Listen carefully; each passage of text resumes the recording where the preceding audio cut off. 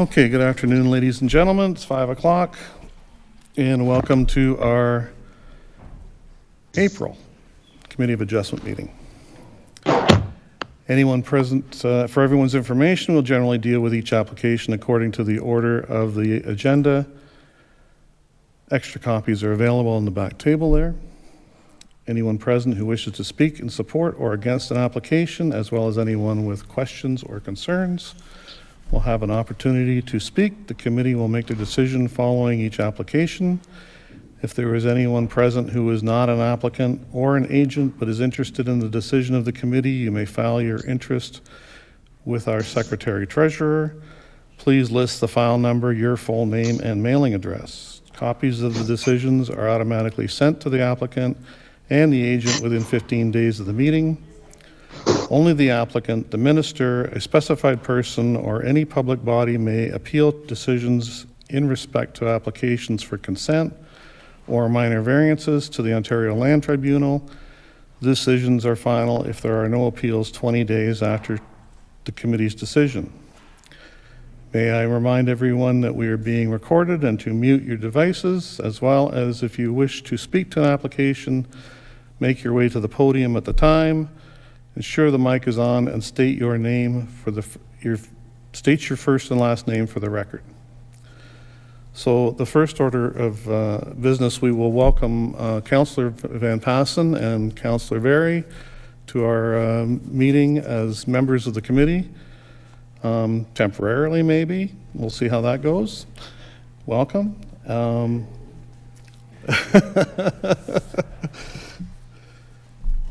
The first order of business is to determine if any members of the members of the committee have any disclosures of interest when considering any of the applications that we will be dealing with today. Are there any disclosures of interest?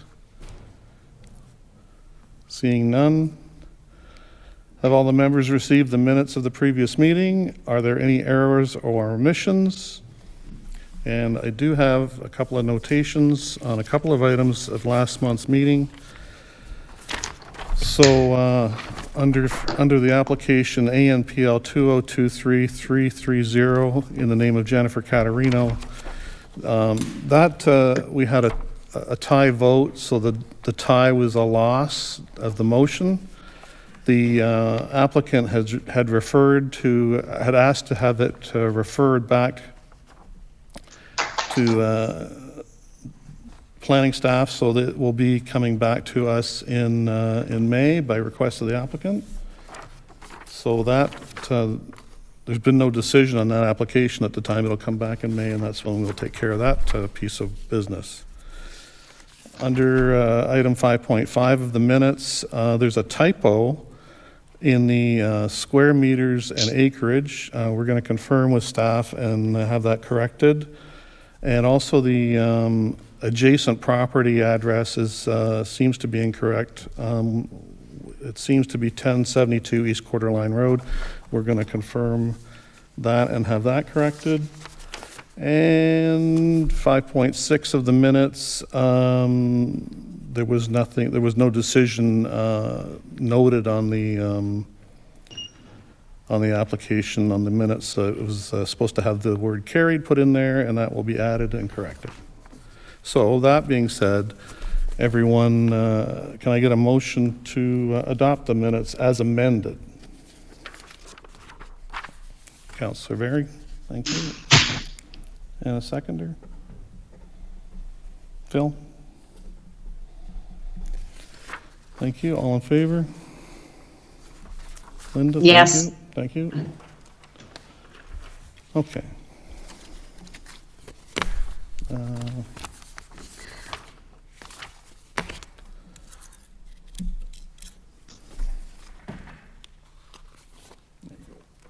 Thank you. Okay. So, first up, application ANPL 2023357 in the name of Leslie Readings, and the planner can give the report, please. Thank you. Through the chair, I'm presenting on behalf of my colleague Kendall. An application has been received to seek relief of 3% in lot coverage to allow a total lot coverage for a vacation home of 18%. and 0.65 meters in height to allow a total height of 9.75 meters to facilitate the reconstruction of a vacation home in the resort residential area.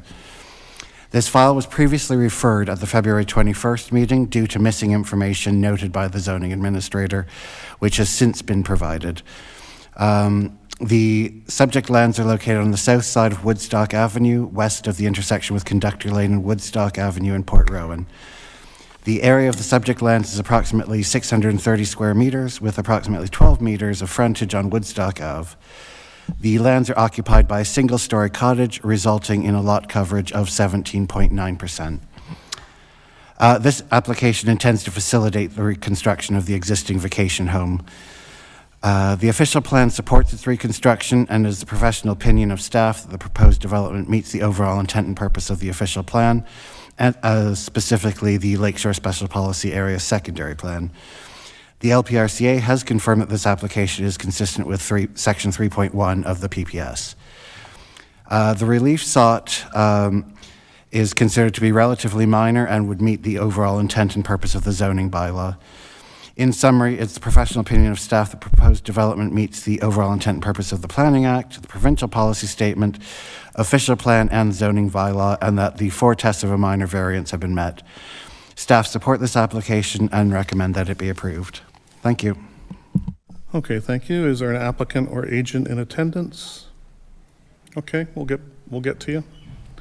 Does the committee have any questions of the planner? Member Chris. Yes, thank you, Mr. Chairman. And through you, did I hear the planner say this is a recirculation of it? So then I will have to excuse myself from discussion on this. Since I was not at the meeting where it was circulated the first time, I'm not eligible to deal with it this time. So I will just sit here quietly and listen. Okay, thank you. Any other questions of the planner from the committee?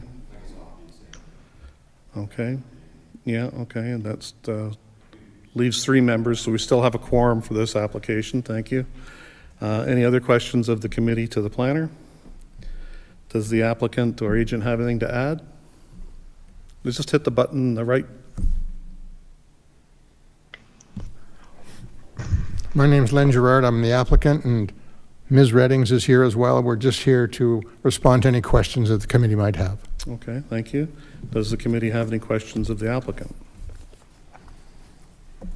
Hearing none, thank you. Is there anyone present or online that wishes to speak to this application for or against? Seeing none, we have a recommendation in front of us for approval. What are the wishes of the committee? I'll move to approve, Alan. Linda moves to approve. Phil seconds. Let's see here.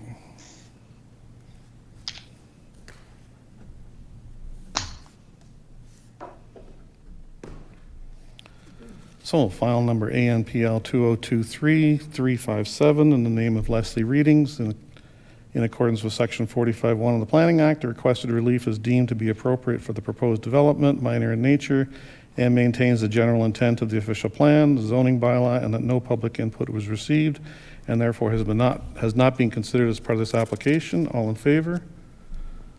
Linda? Yes. Thank you.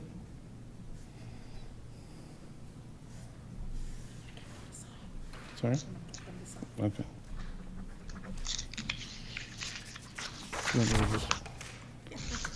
Yeah, oh, okay. It's all right. Okay, that was carried. So next up, we have file number ANPL 2023-315 in the name of John Krishnell, and the planner can give the report, please. Thank you. Through the chair, I'm presenting on behalf again of my colleague Kendall. An application has been received to construct a 2-story accessory structure, including a garage, requiring relief of 233 square meters from the maximum permitted usable floor area of 200 square meters to permit a total usable floor area of 433.67 square meters. The subject lands are located east of the intersection of Charlotteville Road West Quarter Line Road and Charlotteville Road 5.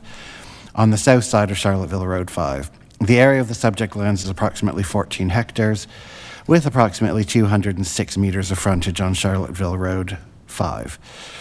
The subject lands are occupied by a single detached dwelling, a garden shed, a pool shed, and a pergola. Subject lands are designated as agricultural and provincially significant wetlands under the official plan and zoned as agricultural and provincially significant wetlands as per the zoning bylaw. The application seeks to facilitate the construction of a two-story detached garage intended to be located solely on the portion of lands zoned and designated as agricultural.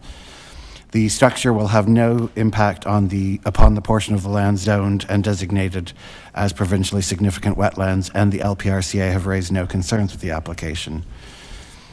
The relief sought for usable floor area can be considered minor. The maximum usable floor area for accessory structures in the agricultural zone is 10% to a maximum of 200 square meters. The proposed usable floor area is 433.67 square meters, with the coverage being only 0.3%, making the size appropriate and minor for the site. Whilst staff support this application, due to insufficient and incorrect information that was provided on the public notice and sign, staff must recommend that this file be referred for corrected information. A new public process must be undertaken once the correct information has been provided. Thank you. Okay, thank you. Is there an agent or applicant present? Yes, online, Drew Fallowfield of Gerard Engineering on behalf of John and Jackie Crucial. Okay, thank you. Any questions of the committee to the planner? Does the applicant or agent have anything to add? Not at this time. Okay, thank you. Is there anyone present or online that wishes to speak to this application?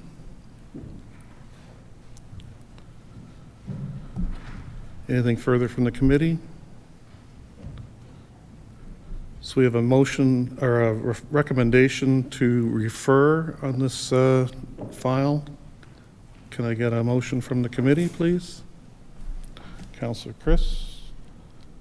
Yes, thank you, Mr. Chairman. I don't think refer is the correct terminology. Deferral? It should be deferred with a reason, and the reason would be that it needs to be recirculated. And I believe that would be the proper motion. I'd be happy to put that forward. Okay, thank you. And a seconder, Adam? So we have a motion to defer. We seem to get hung up on that terminology a lot this year. So a motion to defer file number AMPL 2023-315, moved by member Chris and seconded by member Adam. All those in favor? Linda? Yes. Thank you. And that is carried.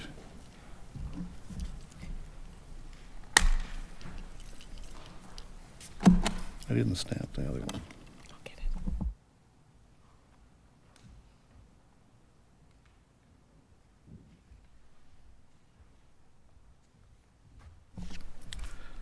Okay, thank you. And next up, we have file number BNPL 2024-047 in the name of 103691 Ontario Limited.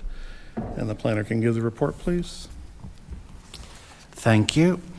Through the chair, an application has been received to sever a parcel of land having a frontage of 41 meters, a width of 41 meters, and a depth of 98 meters, having a total area of 4,047.4 square meters, or approximately 1 acre, and retain a parcel having an area of 96.99 acres, or 39.3 hectares, as the severance of a dwelling made surplus through farm amalgamation.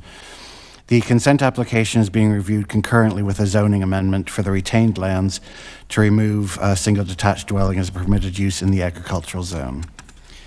The subject lands are a corner lot located at the junction of Radical Road and Highway 24. It is an agricultural lot with single detached dwelling and several agricultural buildings, including a barn used as a drive shed, a bunkhouse, and other smaller barns on the site. There is an area of hazard lands on the retained land, but this does not intersect the area proposed for the surplus dwelling severance. There are no zoning deficiencies created as a result of this severance, and LPRCA have raised no objections or have raised no concerns to the proposal. It is staff's opinion the new lot is limited to the minimum size needed to accommodate the use and will not significantly impact upon the existing cultivated land, and that the proposed application meets the intent and purpose of the Planning Act, the PPS, the OP, and the zoning bylaws. Given this, planning staff support this proposal and recommend it be approved subject to the conditions in attachment 2 of the report. Thank you. Okay, thank you. Is there an agent or applicant present? Good afternoon, Burbage Law Group, Nathan Colomé. I am the agent for the owner applicant. Okay, thank you. Happy to answer any questions you might have. Okay. Any questions of the committee to the planner? Does the agent have anything to add? Just thanks to planning staff for their report. Thank you. Is there anyone present online or in the house that wishes to speak to this application? Seeing none. Anything further from the committee? We have a recommendation for approval before us. Phil moves to approve. And a seconder, please. I'll second that. Thank you, Linda. File number BNPL 2024047 in the name of 10003691 Ontario Limited. The planning staff consider the subject application to be consistent with the policies of the PPS and conform to the official plan as it relates to consent to sever policies in the agricultural designation, that no public input was received and therefore has not been considered as part of this application. All in favor? And that's carried. Linda? Yes. Thank you. Thank you very much. Thank you. Oops. You got the names are moving around here. Yeah, sorry, I had to add a few.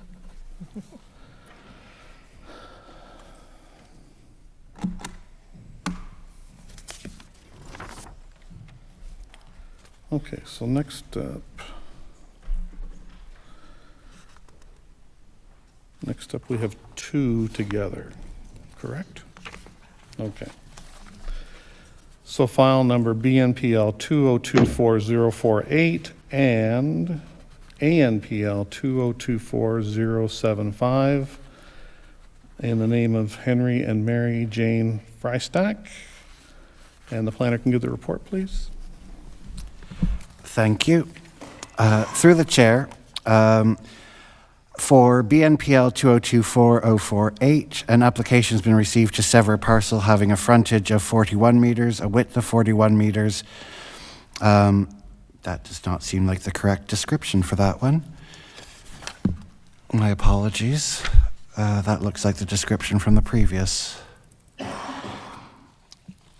So an application has been received for, thank you, a consent to allow a boundary adjustment of land zoned R1A within the urban residential designation.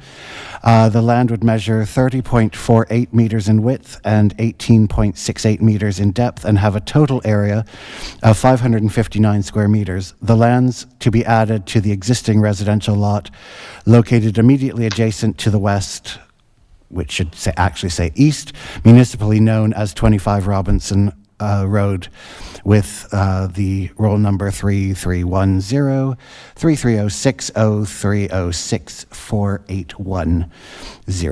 The final lot size of the benefiting lot would be 1,465 square meters.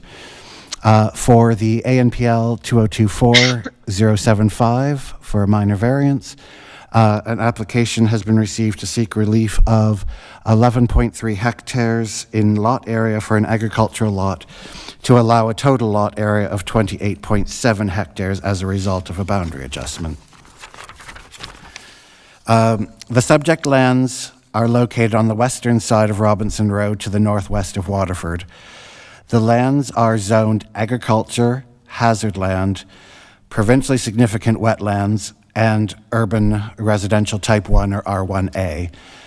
The subject lands have a legally non-conforming area of 28.9 hectares. This land includes the 559 square meters of land that is within the R1A zone, or the urban residential OP designation. It is proposed to undertake a boundary adjustment to grant the small area of land already within the R1A zone to the adjacent dwelling known municipally as 25 Robinson Road in Waterford. Whilst the subject lands are within a number of zones and designations, the area of the land subject to the proposed boundary adjustment is within R1A and the urban residential OP designation. It would not impact any natural heritage assets, as these do not intersect with the land to be severed. As such, this boundary adjustment would not constitute a loss of agricultural land, which would generally be contrary to legislation at both provincial and local levels. It would result in the benefiting lot increasing in size to be similar in area to the properties to the north of 25 Robinson Road, and not result in an excessively large lot area at 1,465 square meters. As such, the proposal would comply with the zoning provisions for the area. Given this, it's staff's opinion that the proposed boundary adjustment would comply with the intent of the Planning Act, the PPS, and the OP in this regard. The proposal would result in the reduction in lot area of an already legally non-conforming agricultural lot, albeit the lands subject to the boundary adjustment, as mentioned before, are not actually in the agricultural zone. But the retained lands would be just under the 40-hectare requirement, and the deficiency is considered minor and appropriate in this instance. Given this, planning staff support the proposal and recommend that it be approved. Thank you. Okay, thank you. Is there an applicant or agent in the house? There certainly is. Hello again, Nathan Colme, Burmage Law Group. I appear as agent for the owner applicant. Thank you. Any questions from the committee to the planner? Does the applicant agent have anything to add? So once again, to thank staff for their report and answer any questions you may have. Thank you.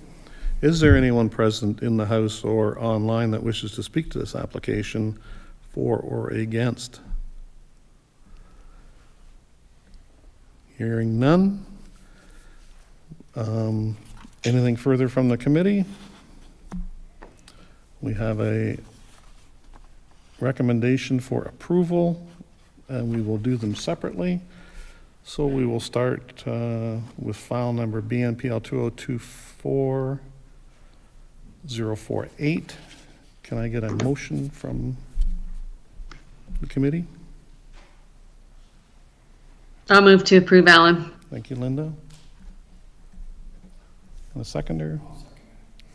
Phil, thank you. So again, file number BNPL 2024-048. Moved by Linda, seconded by Phil. Planning staff consider the application to be consistent with the policies of the PPS or conform to the official plan as it relates to consent to sever policies in the agricultural designation, and that no public input was received and therefore has not been considered as part of the application. All in favor? And that is carried. Thank you very much. Well, we're not done yet. Not so fast, we're not done yet.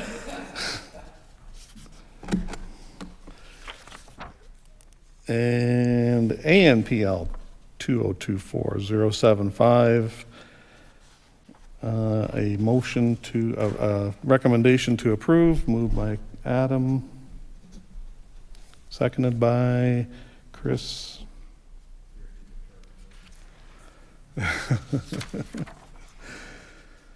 ANPL 2024-075, in accordance with Section 45(1) of the Planning Act, the requested relief is considered appropriate for the proposed development, minor in nature, maintains the general intent of the official plan and the zoning bylaw, and that no public input was received. All in favor? And that's carried. Thanks again. Thank you. And that's approved. Thank you. Okay. Next up, file number ANPL 2024-050, David and Beverly Peacock. And the planner can give the report, please. Thank you.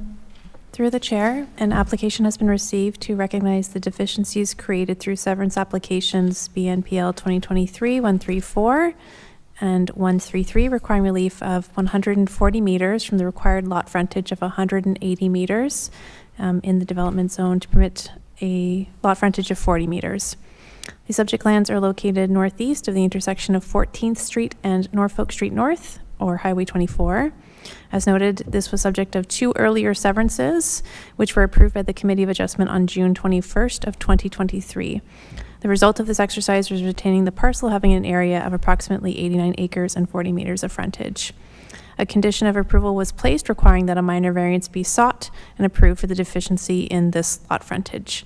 And those conditions of approval are included in attachment 2 of my reports. Discussion on the severance's conformity to the PPS official plan and zoning bylaw were explored in greater depth in my earlier planning reports, and they're noted more succinctly in my current report on the agenda today.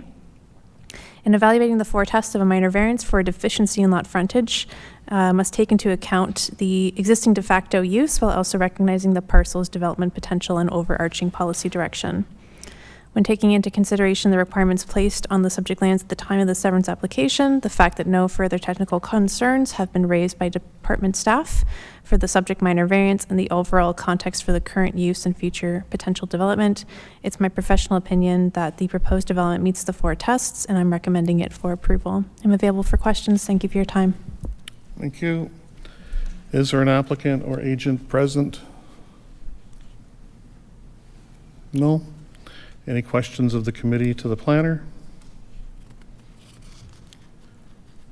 Is there anyone present that wishes to speak to this application for or against? Anything further from the committee? We have a recommendation for approval. Can I get a motion? Phil? And a seconder, please. Adam, thank you. File number ANPL 2024050 in the name of David and Beverly Peacock. In accordance with Section 45(1) of the Planning Act, the requested relief is deemed to be appropriate for the proposed development, minor in nature, and maintains the general intent of the official plan and the zoning bylaw, and that no public input was received and therefore has not been considered as part of this application. All in favor? And that is carried.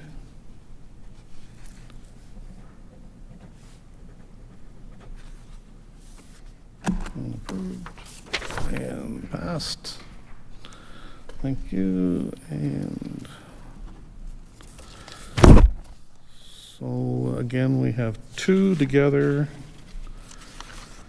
File number BNPL 2024016 and ANPL 2024017. And the planners can give the report, please. Thank you. So regarding the severance, an application has been received to sever a parcel having a frontage of 54 meters, width of 54.01 meters, depth of 74.45 meters, an area of 4,046.9 square meters, or 1 acre, and retain a parcel having an area of 3,337 square meters as the creation of a lot in the resort residential area. Regarding the minor variance, an application was received to recognize the deficiencies created through the aforementioned severance application, requiring relief of 663 square meters, the minimum permitted lot area of 4,000 square meters, to permit the final lot area of 3,337 square meters for the parcel proposed to be retained. The subject lands are located south of the intersection of Clubhouse Road and Macaulay Avenue, laying between the McDonald Turkey Point Marina to the east and a wetland to the west.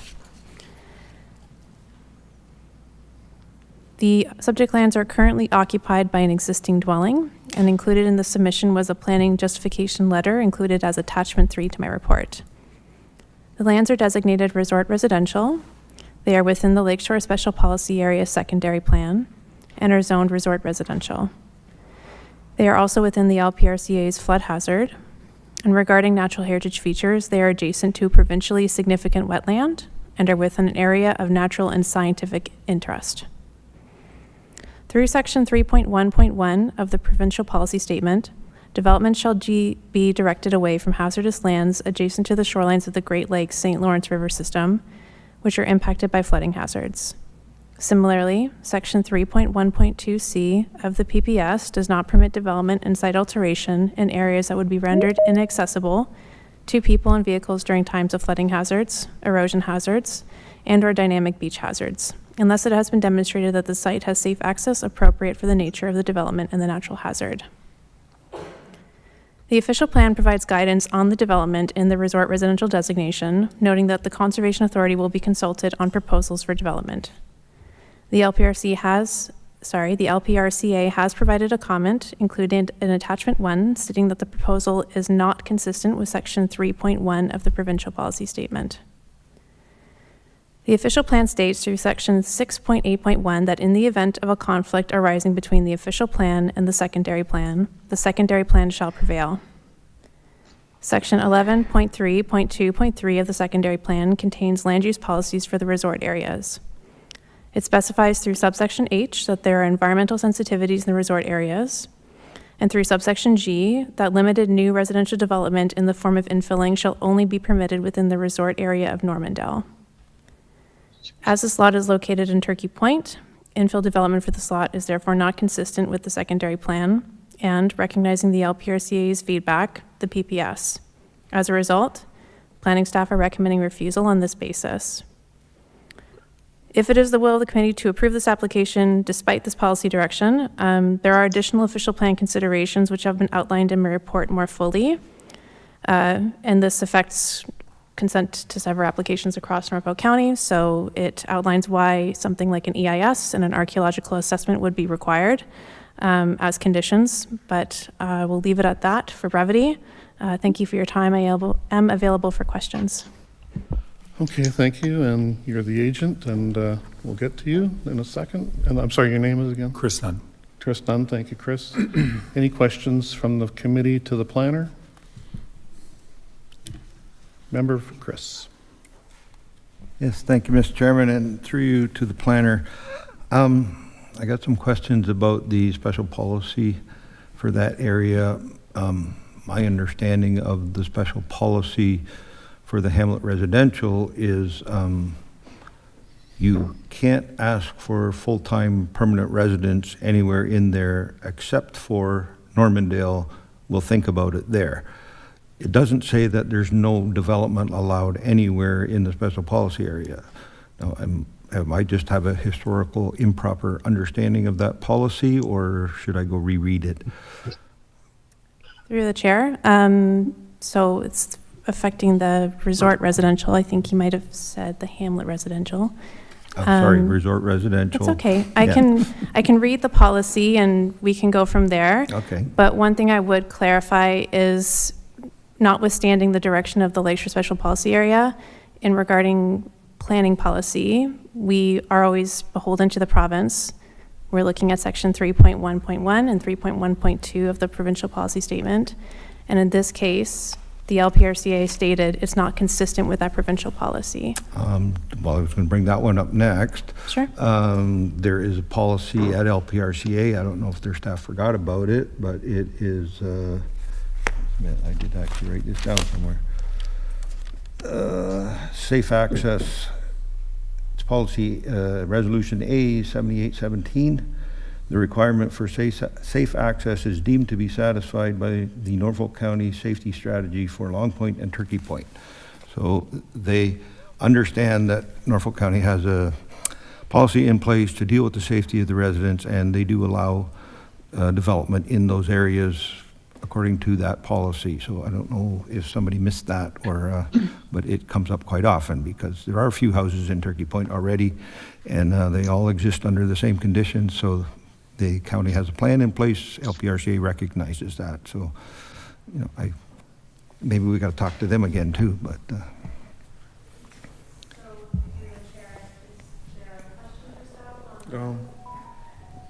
well, I think that.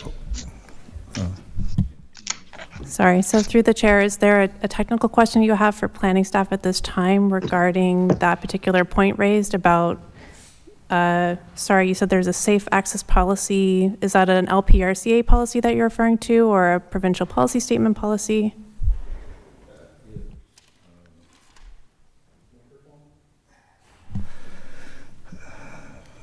LPRCA Resolution A/78/17, regarding safe access.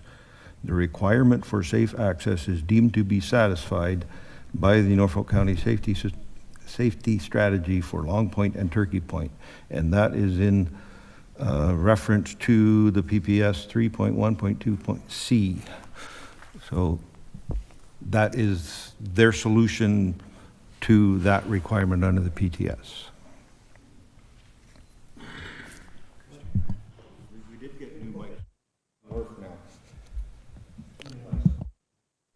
Go ahead, Hannah.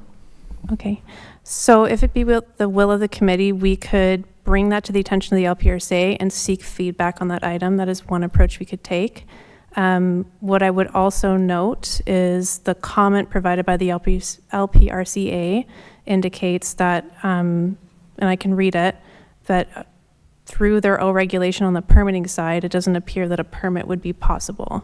So I don't know if the resolution relates to permits specifically and existing lots of record or expansions of existing residential uses, but I think it'd be important to clarify the distinction between, say, existing lots versus the creation of new lots and how that relates to this particular application. I wouldn't want to assume the applicability of that particular resolution to this case without having that written as a formal comment from the LPRCA commenting on that piece of the PPS. Thank you. Okay, thank you. Any other questions of the committee? Sorry, Mohammed? Through Mr. Chair, regarding that issue of safe access policy, I can add some comments on that. I recently had some discussion with the emergency services on the safe access policy in that region. I think that safe access policy that is referred is a case-by-case basis. It's not for the entire region at the same time. So in case there is a flood hazard happens to the entire region, the county does not have capacity to rescue all residents. Right now it is case-by-case basis.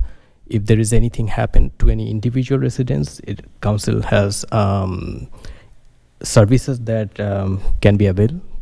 But considering the whole region is within the flood Lakeshore flood hazard area, in case of any emergency situation for the whole region, we actually don't have that capacity to rescue all the residents. So I think the LPRCA or the county planning department policy that is referred to 3.11 of the PPS is about the whole region as an area which is under the flood hazard, not for any particular property. I think the policy is interpreted as a region, not as a property. So I'm just pointing that out, how we interpret the PPS policy. Okay, thank you. Anything else from the committee to the planning staff? Does the applicant or agent have anything to add?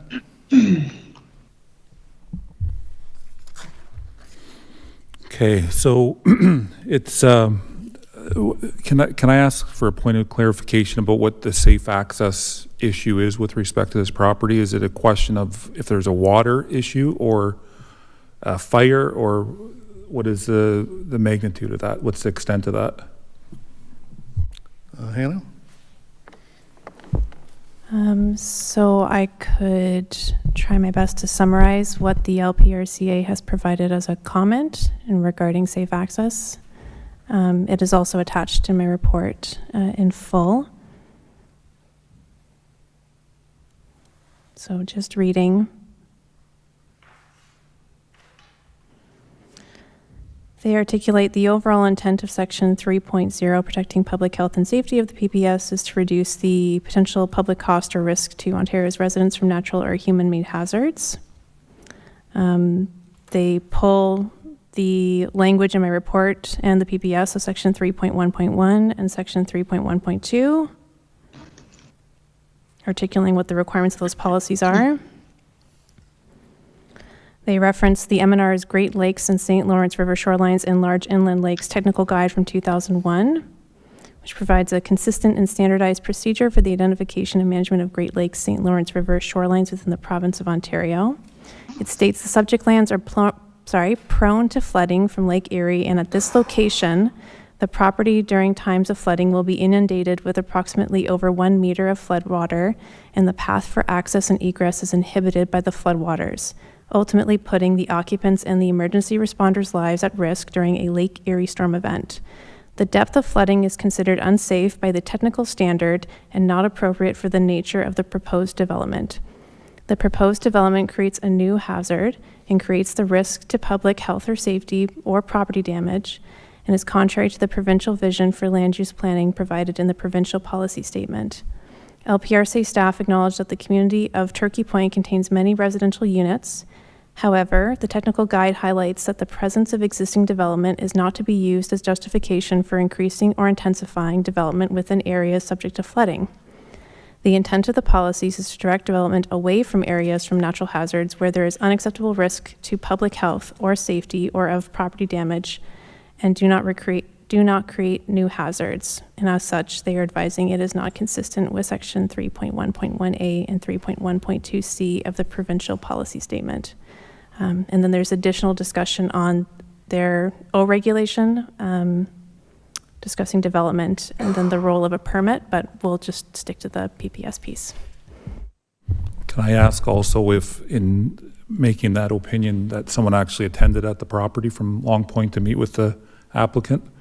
Because I think the comment was made that it's on a property-specific basis rather than a general bylaw or a general regulation that extends across the whole county. If it's site-specific, did someone attend with the applicant from both the planning department and from Long Point to review what's there? I can't speak to the nature of the LPRC's comment. So just to clarify through Mr. Chair that the safe access service that county has is a very site-specific. That's the site-specific came as the service available for any kind of emergency, but the interpretation of safe access through the PPS policy is the region-wise, the total area. So any additional development will increase the risk of public safety because of the addition of the new house to the whole region. So it will increase the risk of public safety because of the addition of the building. So we talked about the risk of the whole region, not site-specific. So if it's site-specific, would this property be eligible for an accessory residential dwelling unit?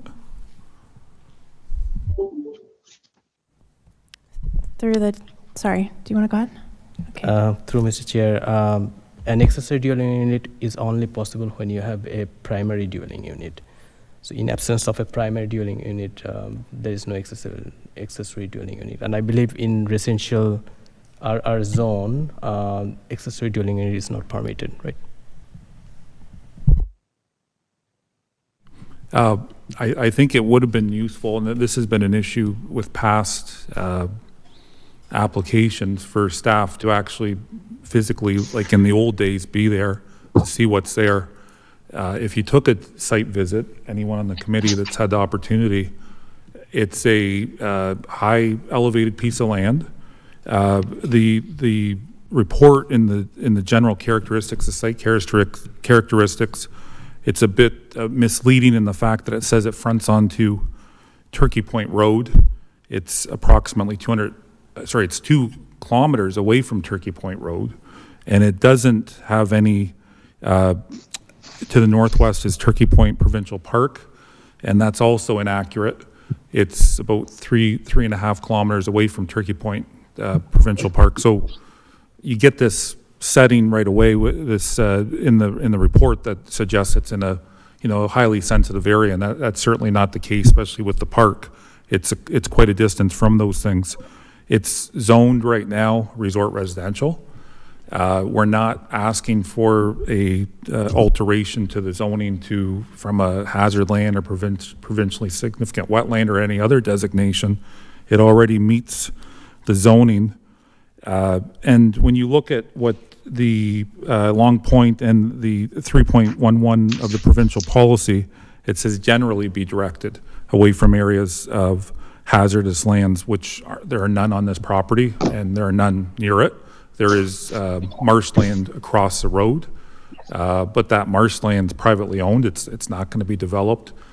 Having a house situated at the rear of this property is not going to impact anything as far as any of the surrounding land. You've got a marina to the south and to the east. It's to the east, correct?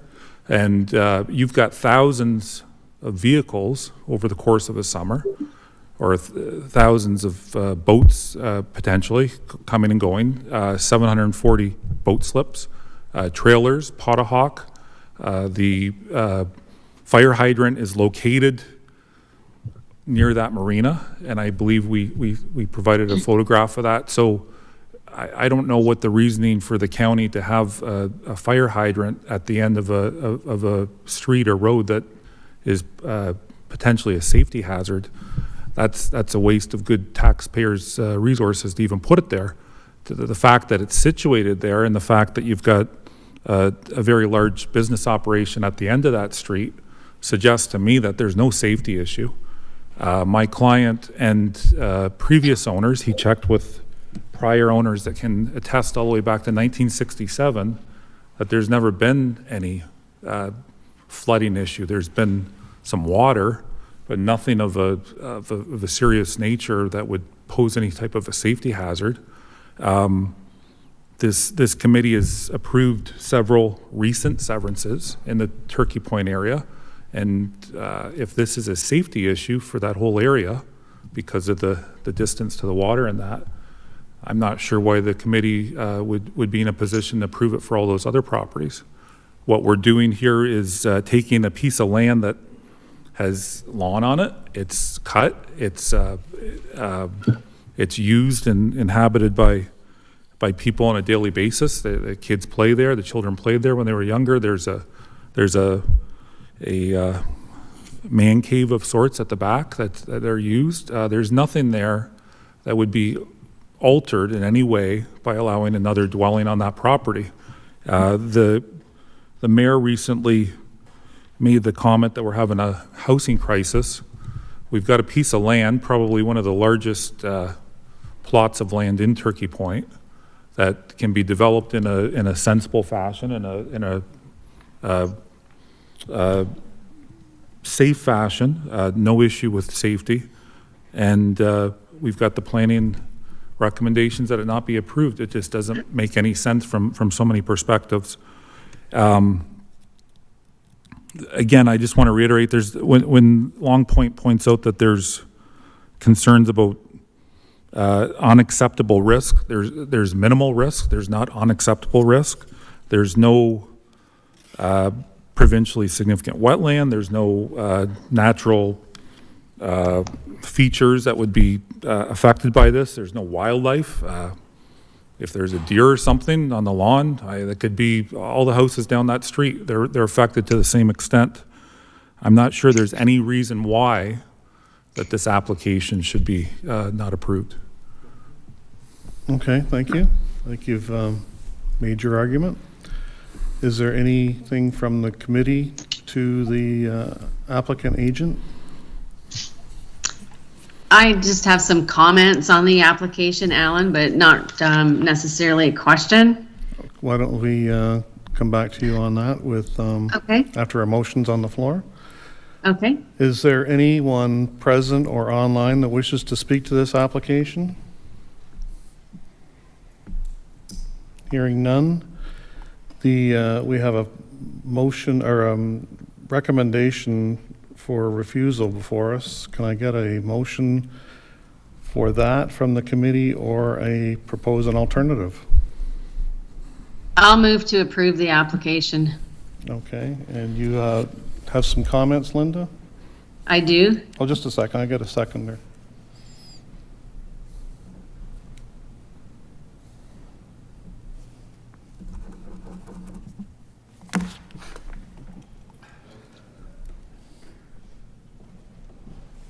Can I get a seconder? Member Chris will second. Linda, go ahead. Okay, so just with regards to the agent's comment or inquiry about the accessory dwelling units, and I just want to advise that, because the staff answer indicated that there was no like permanent residences there. Well, there's actually 191 year-round homes in Turkey Point. Some of those are recognized through a zoning bylaw amendment, and some of those have been recognized as existing legal non-conforming uses that have dated back since the previous zoning bylaw. So there are permanent homes down there. There's 191 is the number I've gotten from Norfolk County. And the secondary plan states that due to the size, and this was out of the planning report, page 4 of the planning report, the secondary plan states that due to the size of the existing communities and the few vacant lots of suitable size to accommodate new development, this plan recognizes that very limited new development will occur in these resort areas. Well, this is a property that actually is an exception, because there are very few lots of suitable size, but this lot in particular is around 2 acres, so it is a suitable size. And I feel the policy looks at things very broadly, and this committee has the ability to look at things on a case-by-case basis and make reasonable decisions based on that. It also in the report states that the lands are in a flood hazard, but they're not in a flood plain.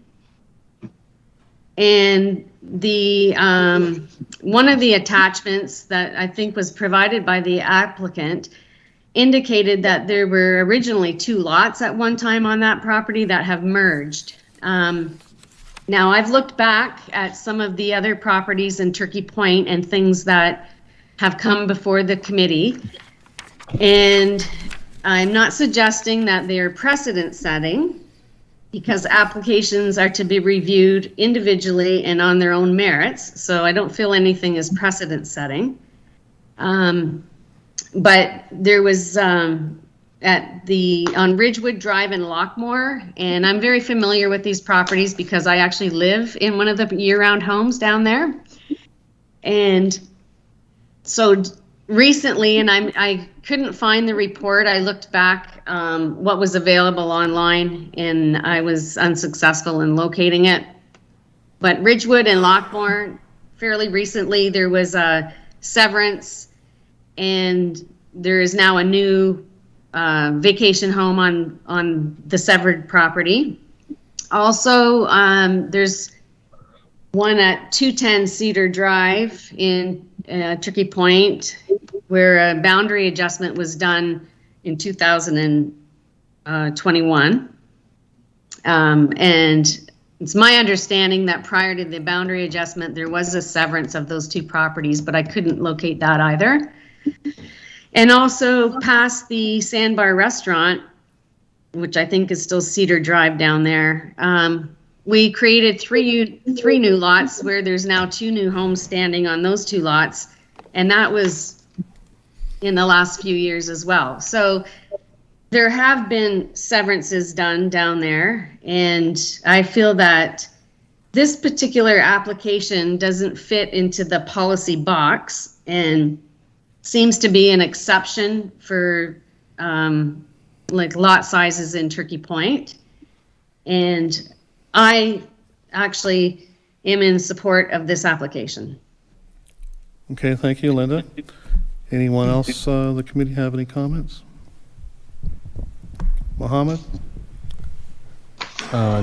Through Mr. Chair, I mean, the policy is very clear here. Official plan policy does not allow development within the hazard land. These lands are considered as hazard lands. So any approval of this is contravened with the official plan policy and also the PPS policy. Okay, thank you. Okay, so again, we have a motion to approve on the floor. I'll call the question. Adam? Go ahead. Through you, Chair, to Mohammed then. Okay, so in the event that this is approved, what happens?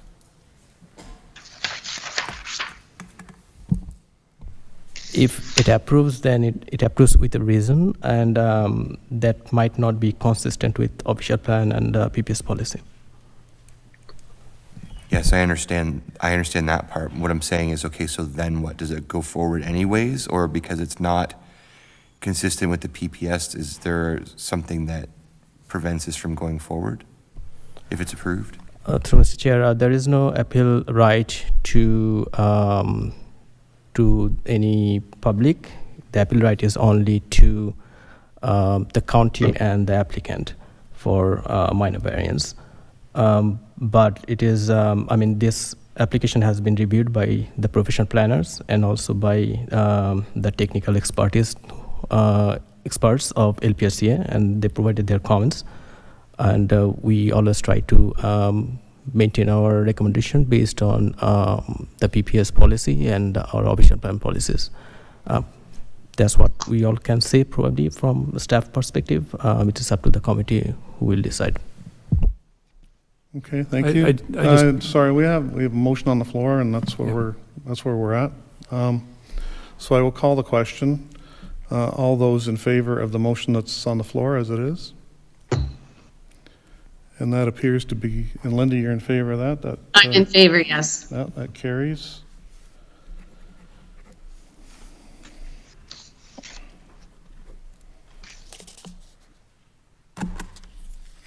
So, Excuse me.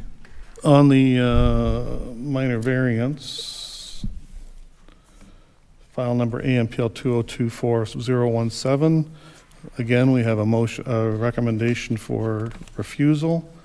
The wishes of the committee to either make that motion or propose an alternative. Member Chris? Thank you, Mr. Chairman. I would put forth a motion to approve that minor variance. I think it is minor in nature because I think that those two lots, even separated, are the two largest lots in Turkey Point, or residential lots in Turkey Point. So I don't think it's that extreme. I think it is minor in nature. I think it meets the four tests for a minor variance. So I would move for approval. So. Okay, thank you. Can I get a seconder, please? I'll second that. Linda, thank you. Any debate? Okay, so we have a motion to approve on the floor, file number AMPL 2024-017. The application is consistent with the provincial policy statement, does comply with the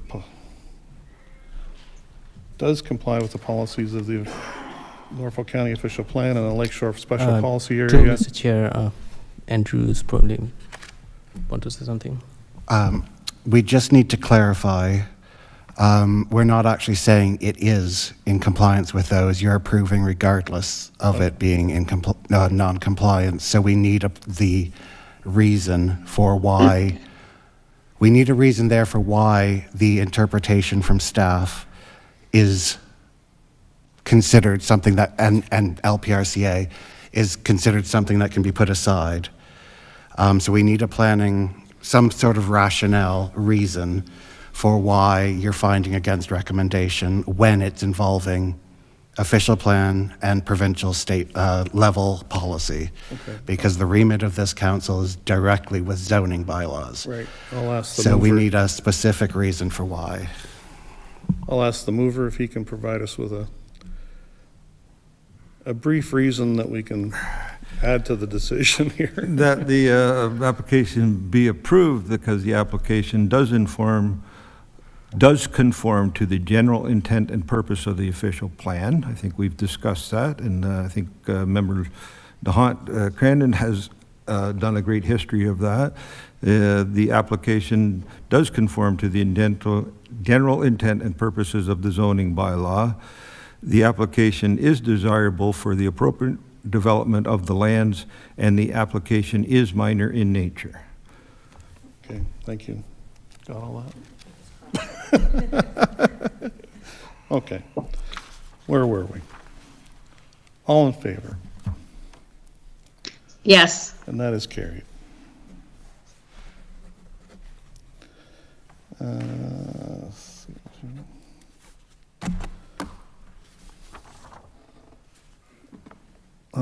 Thank you. Okay. Good. You've been approved. Approved, but I didn't get an opportunity with respect to the conditions. Oh. Which conditions are you questioning? I'm questioning conditions 3 and 4. Receipt of a letter from the planning department indicating the requirements for completion of an environmental impact study have been completed to the satisfaction of the planning department. And the archaeological assessment. I'll ask Member Van Passen for some guidance on that, those two conditions.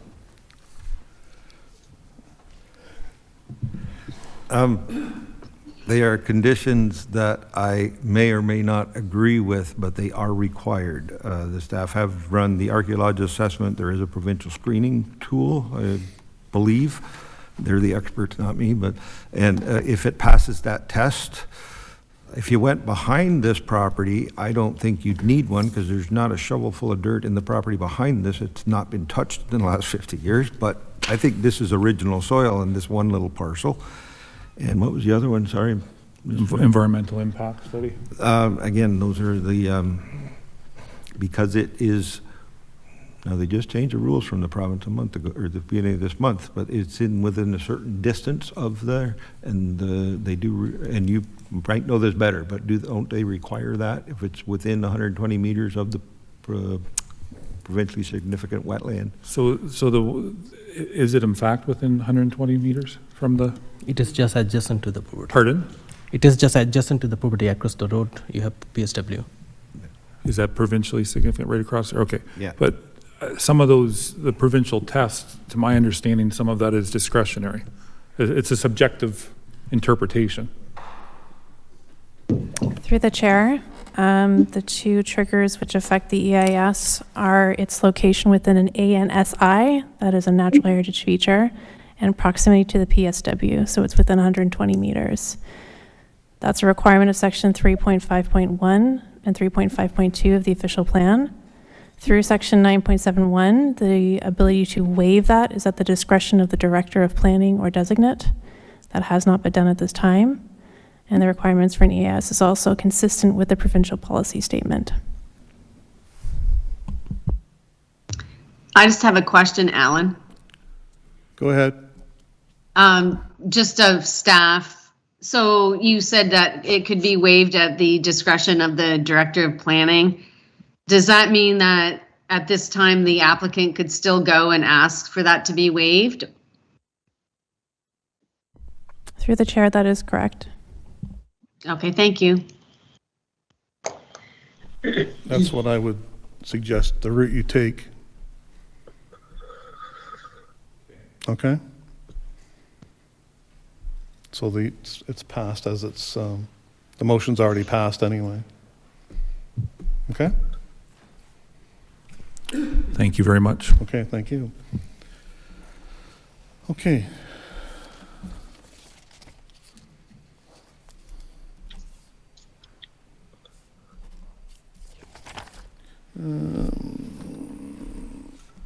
Moving on.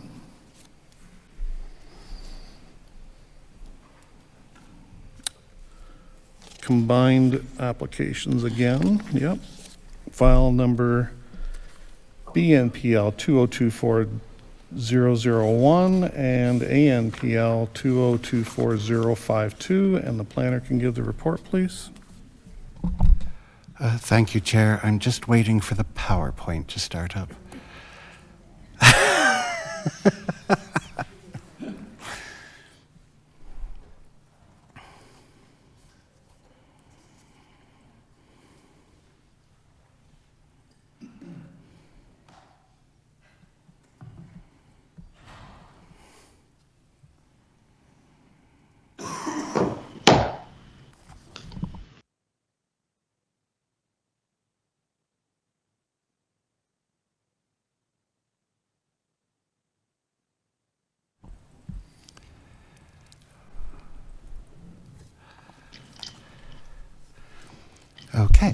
Thank you. Yeah, as you say, through the chair, Sorry, we're not on the right page yet. where are we? We're at 172 angling. Keep going.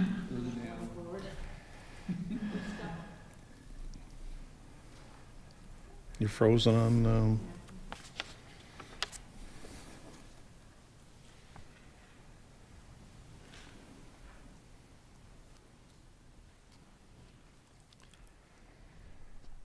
Should we maybe take a let's 5-minute recess? Take a 5-minute break, Thanks. and we'll come back.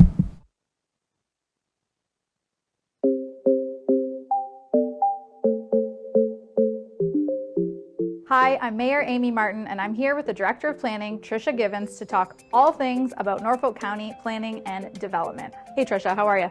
Hi, Mayor Martin. Good, thanks. I'm wondering if you could share some information with the public about who the planning department is and what you do, and maybe start off with the composition of your team. Sure. We have recently grown, so there's some core groups in our team that are really important to share. We've got the development group, which is led by a supervisor of development planning and 5 planners. We have a new position, which is the project lead for long-range policy planning projects. We have our GIS team, which includes a supervisor and 2 technicians. And then we have our admin supports, which includes planning coordinator, development coordinator, and secretary treasurer. And everybody has different roles and responsibilities, but on a high level, what are the roles and responsibilities of the planning department? So we are required to do all things related to land use planning. So the number one piece is the Planning Act. There's a piece of legislation that sort of dictates and lays out the framework for how we work. So that's around development applications and people coming in with their specific applications. And then there's provincial policy conformity, so those broader county-wide projects. And all of the planners, they're working towards, or they are registered professional planners. Can you comment on the designation of a planner and what that means when we're processing files? Sure, that's really important. So as professional planners, we do have a standard of work and a code of conduct that we're required to follow. And in that, that's reviewing applications or running processes that broadly make sure we're planning for the role of the good of the community, the public good, and not always specific to one individual project. I think it's an important part because I think it really differentiates the role of staff and council in the planning process. And it's something that I'm frequently asked about in the public. How does that work? What does it look like? So maybe you could share with the public the difference between, the council meetings that we host for planning files, our public hearings, our committee meetings, and then the subsequent council meeting where we approve files at a later date. Sure. So there's 2 areas. So there's for specific development applications. So those are individual applications that come forward. And under the Planning Act, there's specific process and things that we're supposed to do. So for those applications, we are required to send notice to the public, post notice, share the information, have it publicly available. And then we bring that information of the complete application to council. First, we do a public hearing where folks can come and council hears about the application, poses questions, and then we come back later with a recommendation to council based on all of the information. The other types are those county-wide projects, such as a growth study or an official plan review, where there's more information, more opportunity for engagement, and we're collecting more information that comes to council. And usually there's multiple presentations to council before any decision. So you've touched on a couple of things. One, what is a recommendation from staff? What does that mean? That's really important. So ultimately, council makes the decision. So staff takes all of the technical information and our professional review of that particular application. And based on all of that, ensuring it conforms to our official plan, the Planning Act, the provincial policy statement, etc., we make a recommendation to council. And council takes that under advisement and ultimately makes the decision. And that recommendation may be to approve the particular file in front of us, to reject it, to defer it to a later date. It could be a variety of different recommendations. That's right. Yeah. And so there is a really important piece, a role that the public plays during this process at that public hearing committee. So obviously council and staff, we really want to hear from the public when we're dealing with development files, but there's another reason why it's really important to get the public to speak and share input on the record. Can you comment on why that's so important? Absolutely. So again, two specific areas, the specific development application or the broader county-wide projects. So for a specific application, it's important, I think, for staff and council to hear those neighborhood feedbacks, the input, and also to have their issues addressed. And then that informs the council decision. It also informs the planning recommendation to some degree. Similarly, for those broader county-wide projects, it's very important for staff to understand those perspectives and again to inform any recommendation to council. And there is an appeal process to any decision having that an ends area up being made by of council, correct? 4,287 square meters or 1.06 acres, and retain a parcel having an area of 38.16 hectares as the severance of a dwelling made surplus through farm amalgamation. The consent application is being reviewed concurrently with a zoning amendment for the retained lands to remove a single detached dwelling as a permitted use in the agricultural zone. This has also been, I'm going to move on to the next one. This has also been received concurrently with an application to create an easement with no frontage, 2 meters wide, width of 50 meters, and a depth of 100 meters for the purpose of above-ground hydro service wires.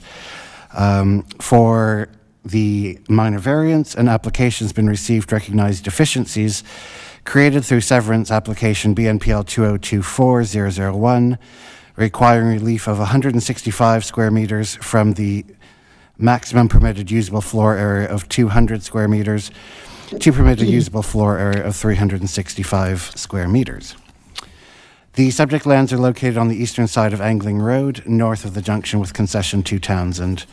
It is an existing agricultural lot forming part of a larger agricultural holding with an area of 38.7 hectares.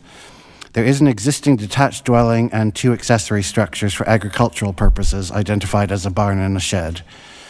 The shed is proposed to be demolished and the barn is proposed to be included with the parcel to be severed. The proposal seeks to sever the dwelling and the barn as surplus to the requirements of farming. Whilst the inclusion of the existing barn could help to overcome possible zoning or building code spatial separation issues, it would represent an unjustified loss of an existing agricultural building. Policy does not include agricultural buildings in the surplus dwelling provisions, only accessory residential, or only surplus residential buildings. The proposed inclusion of the barn would result in a loss of agricultural land and cannot be declared surplus the way a dwelling can be. This would not comply with section 7.2.3.b of the official plan, which states that no consent shall be granted unless it is demonstrated that the severed lot will not adversely affect the operation or viability of the farm operation on the retained land. This has not been demonstrated. It is staff's opinion the new lot is not limited to a minimum size needed to accommodate the use and will result in an unjustified loss of farmland, the lands of which affected are Class 2 soils. They are prime agricultural land. The PPS directs us to protect these lands and use an agricultural system approach. The planning system in Ontario is designed to zone for uses, not for people or individuals at one point in time. Were the barn to be demolished whilst part of the farm, the lands underneath remain agricultural lands.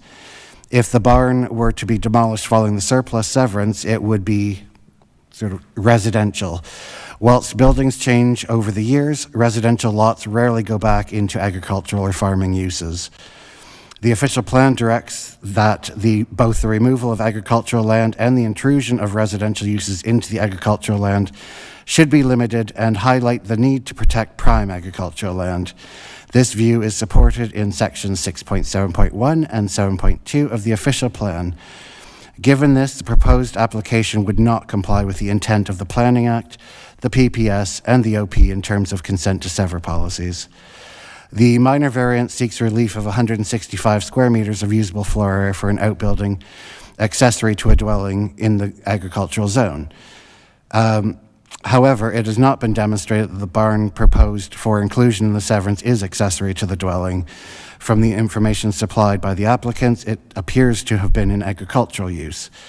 Whilst the overage could be considered relatively minor, given the above consideration of the proposed consent, the minor variance application is premature.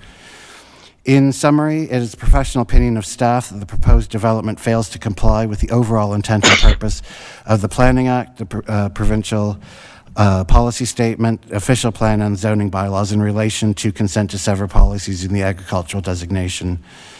It is staff's opinion the application for minor variance is premature and would not meet the 4 tests of a minor variance, as it would result in the removal of prime agricultural land from agricultural use, contrary to both provincial and municipal policy, and cannot be approved without the associated consent application. Given the above, the proposal cannot be approved through a surplus dwelling severance process and must be refused given its nonconformity with higher level policy provisions. Thank you. Okay, thank you. Is there an applicant or agent present? Okay, I'll get to you in a second. Any questions of the committee to the planning staff? Hearing none, does the applicant or agent have anything to add? To the chair, yes, I do. Mitchell Baker, I'm a planner with Land Pro Planning Solutions. I'm the agent on this application. Firstly, I'd just like to thank staff for preparing the staff report, although I do want to highlight a couple of key differences of opinion. So I think that starting with some background on this property and this application might be helpful towards clarifying these applications in their entirety. So the property was recently purchased by the applicant, which unfortunately the previous owner had passed away. The applicant is the farming corporation that has farmed this property for over 25 years now. They've never used this barn for agricultural uses, and it's always been used by the previous owner for residential uses, such as general storage for landscaping equipment and cars. This barn also faces towards the dwelling and is not big enough for any agricultural uses or big farm machinery. So as suggested in the staff report, including the barn on the retained farmlands is the preferred or recommended approach. However, it's not exactly practical and would cause more issues that would need to be resolved. So there's actually no reasonable room for a property line in between the dwelling with the pool in the backyard and the barn. And I would have several concerns with the zoning requirements and setbacks and the conflicting uses between the barn and the pool area being so close to each other. Also, as mentioned, the Ontario Building Code requires a 30-meter spatial separation between the property line of the residential property and the barn on the agricultural property. This is often a standard condition of approval in Norfolk County. And from what I understand, there would be about maybe 3 to 5 meters between the property line and the barn, and meeting this 30-meter requirement would just not be possible should the barn be on that separate property. Additionally, both the dwelling and the barn are currently serviced by above-ground hydro wires on the same meter. The applicant would then need to disconnect and then reconnect the hydro with a separate service meter to the barn, as they would be on separate properties. And lastly, I'm not sure if staff has a solution to the access to the barn, but there would actually be more agricultural land being removed should the barn not be included on the residential property, as a new access would be required from Angling Road to access the barn. This would then remove the actively harvested and cultivated agricultural land from either immediately north or immediately south of the proposed severance, instead of removing the agricultural land that's beneath the foundation of the barn. So it's clear that the barn has always been used for residential purposes and would not be appropriate or needed for the agricultural uses. And we feel like we've done our due diligence in ensuring that the proposed severance meets all applicable planning policy by reducing the lot size as much as possible and addressing the increased usable floor area through the accompanying minor variance application. Both myself and the property owners are available for any questions. Okay, thank you. Does the committee have any questions of the agent or applicant? Okay, hearing none. Does anyone wish to speak to this application, either for or against, present or online? Seeing none, we have a recommendation in front of us of refusal. Can I get a motion from the committee or an alternative? Member Van Passen?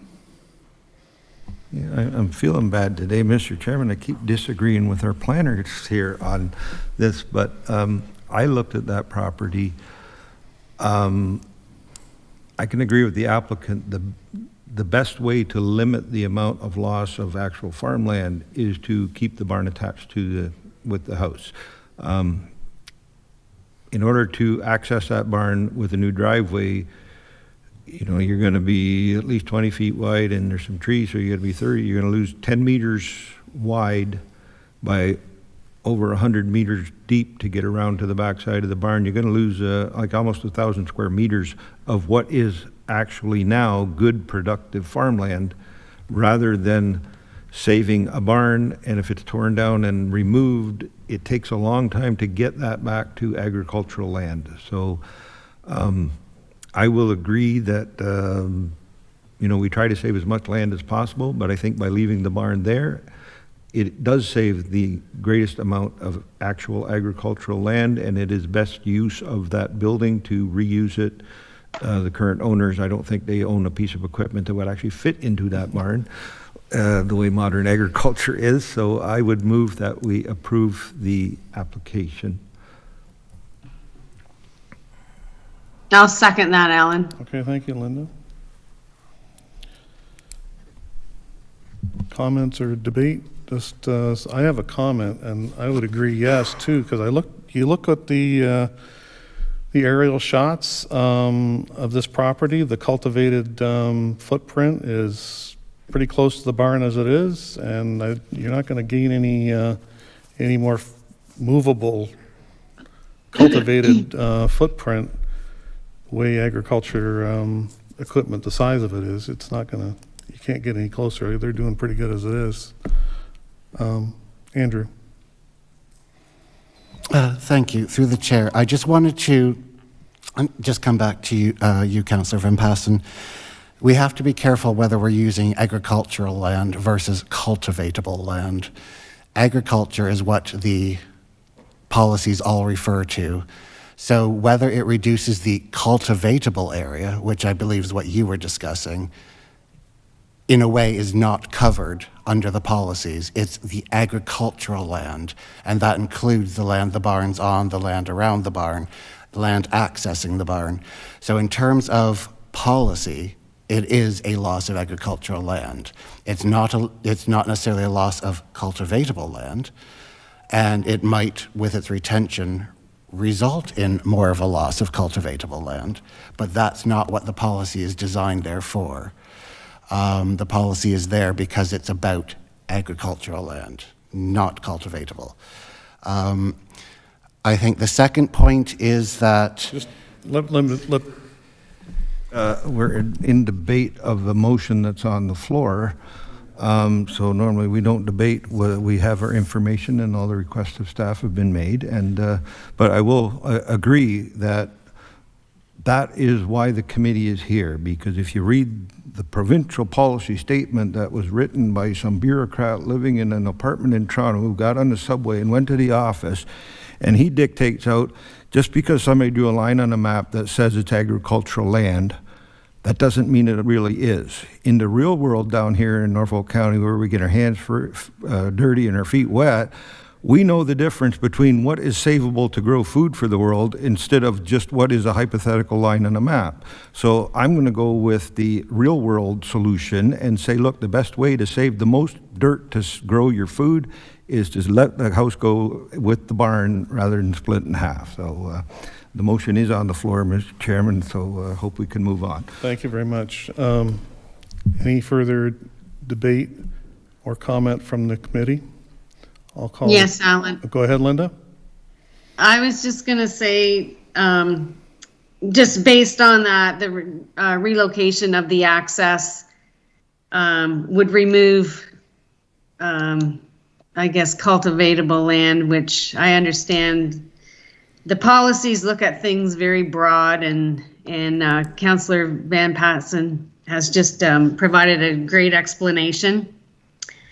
And just based on that and removing more land by having the access removed, I'm supporting the application. Okay, thank you. Anything further from the committee? We'll call the question. All those in favor of the motion as presented? Member Adam? Are you voting in favor? Okay. And that is carried.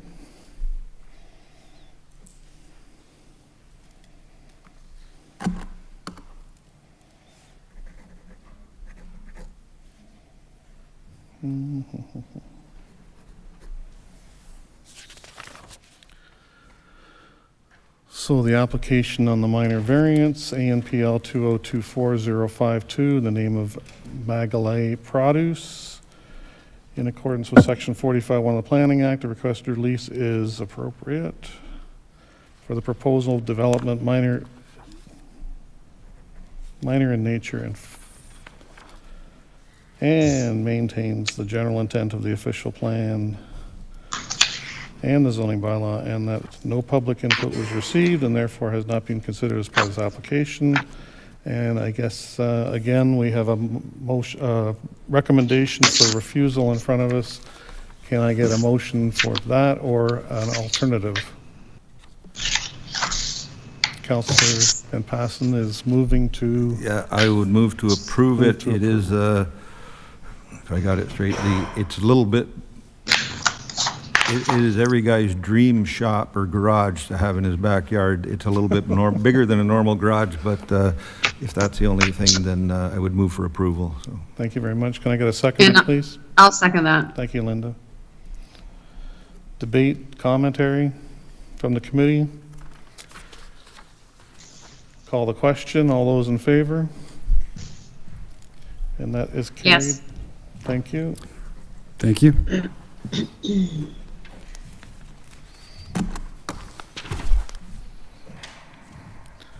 Okay. Next up. Again, we are combining, correct? Okay, just making sure we're on the same track here. Okay, file number BNPL 2024038 and ANPL 2024039 in the name of Peter Schmuck, and the planner can give the report, please. Thank you. Through the chair, I will go through the descriptions for the consent and the two minor variances. Oh, I'm sorry, yes, there's two minor variances. Yes, there are. Okay. For the consent, an application has been received to allow for the severance of two lots within the Hamlet residential zone. Both severed lots would have a frontage and width, of 27.5 meters, a depth of approximately 130 meters, and an overall lot area of 0.36 hectares. The retained lot would have a lot area of 1.7 hectares.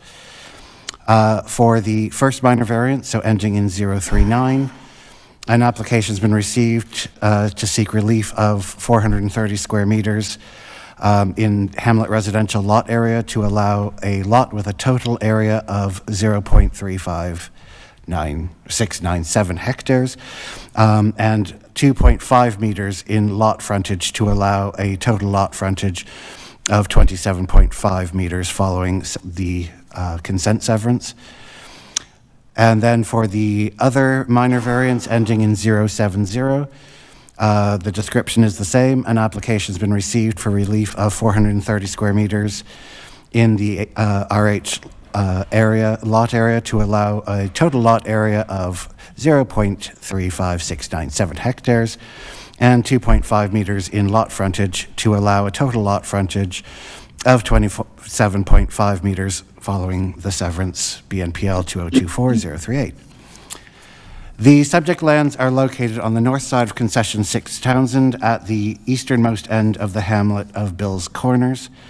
The lot has an area of just under 6 acres with an existing single detached dwelling and associated structures for residential purposes.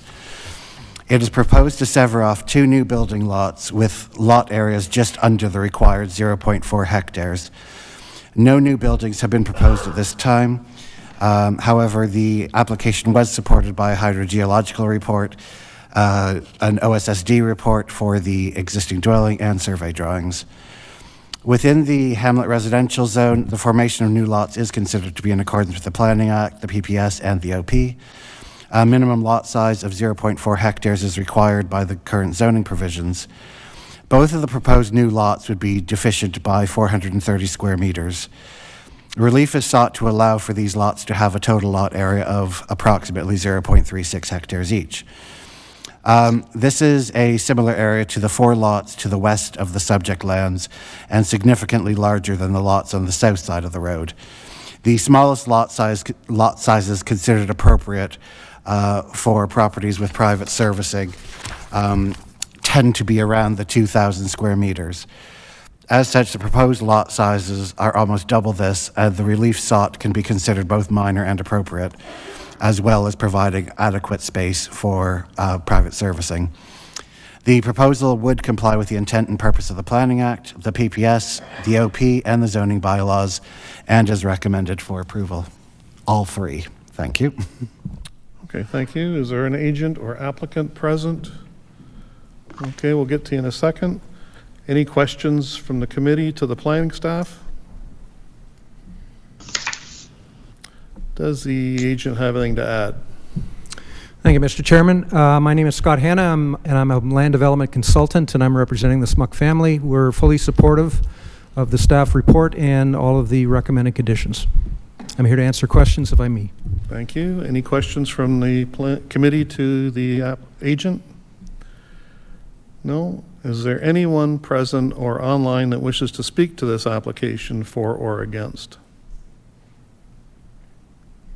Seeing none, we have 3 applications. We'll start with BNPL 2024038. We have a recommendation for approval. What are the wishes of the committee? I'll move to approve. Phil moves to approve, so Linda seconds it. I'll second, yep. Thank you. So again, file number BNPL 2024038. The planning staff consider the subject application to be consistent with the policies of the PPS, conform to the official plan as it relates to consent to sever policies in the hamlet designation, and that no public input was received and therefore has not been considered as part of this application. All in favor? And that is carried. And approved. Thank you. Okay, next up will be application file number ANPL 2024039. A recommendation to approve and a motion to do a motion. I'll move. Linda moves to approve. Phil seconds. File number ANPL 2024039. In accordance with Section 45(1) of the Planning Act, the requested relief is considered appropriate for the proposed development, minor in nature, maintains the general intent of the official plan, and that no public input was received, and therefore has not been considered as part of this application. All in favor? And that is carried.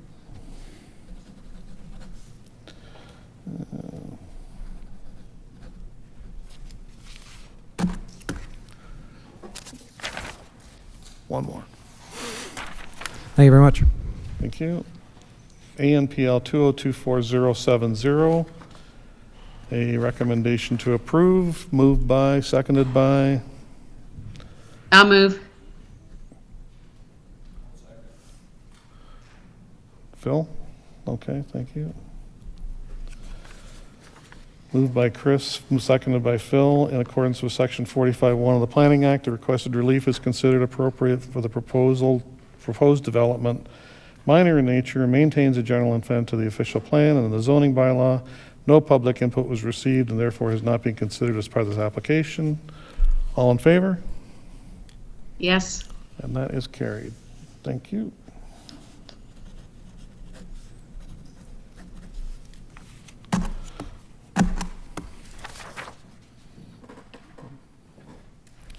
Okay.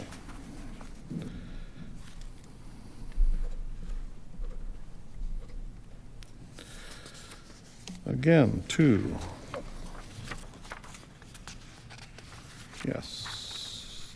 BNPL 2024029 and ANPL 2024056. And the planner can give the report, please. Thank you. Through the chair, regarding the severance, an application has been received to sever a parcel having a approximate frontage of 24 meters, width of the same, depth of 12 meters, and area of 323.6 square meters, and retain a parcel having an area of roughly 1,045 square meters as a boundary adjustment in the resort residential area. For the minor variance, an application has been received to construct a new sunroom and deck attached to an existing vacation home requiring relief of 11% from the required lot coverage of 15% to permit a total lot coverage of 26%.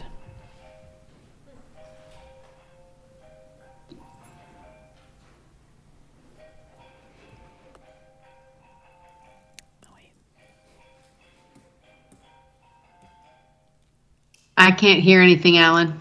It's okay. Just waiting. Oh, okay. Okay, so the subject lands are a parcel located on Old Cut Boulevard. They are among a unique group of dwellings on Old Cut, which abut a linear parcel of land owned by the Ministry of Natural Resources and Forestry, or the MNRF, which is leased for residents' personal uses, typically for boathouses. Occasionally, property owners in this context will apply to purchase the portion of leased land from the MNRF. Included in the application are building elevation drawings as attachment 3, and the documents which verify the historic transition of ownership from the MNRF to the property owners in 2017. It is my understanding the intent of the severance application is to consolidate the subject lands with the lands benefiting, and review in concurrence with the Realty Services Department has determined that the mechanism to facilitate this goal is actually a deeming bylaw, which will deem lot 607 not to be a whole lot on the underlying plan of subdivision of Plan 436, and not a consent to sever. The applicants were advised to pursue a consent to sever by staff in error. So, following the approval of the deeming bylaw, the property owners will need to apply to have a single tax roll number and parcel identifying number for the consolidation of the lots. Once this exercise has been complete, then a minor variance for the current proposed relief can resume. I am supportive of the concept and principle, and I am just taking the moment to extend my appreciation to the property owners and agent for their patience and work with me during this exercise. To that end, I am recommending that for the severance and minor variance, the applications be referred or deferred. I'm just working with the agent right now to review the deeming bylaw. I think we received it today, and we're just gonna work with them to get that finished. Thanks. Here for questions. Okay, thank you. Is the applicant or agent present? No? Okay. Any questions from the committee? Adam? Yeah, would it be, is it possible or appropriate or whatever for us to approve this now on the condition that these things are resolved so they don't have to come back? Staff? So through the chair, it could in theory happen that way. My one thing I would note, so for the severance, theoretically they don't need a severance. So what I'm working with to do right now is ensure that the fees paid for the severance are transitioned to the deeming bylaw application and just getting that done. So there's no real need to make an approval or refusal on something that isn't really needed per se. They're just gonna, in theory, withdraw. For the minor variance, you could in theory approve it. The one thing I would caution is if there were any recalculations of relief needed at the building permit stage, that would be sort of set in stone through this decision. It may not happen, but out of abundance of caution, that could be one approach that we would take. So, yeah. Okay, so if we can't, I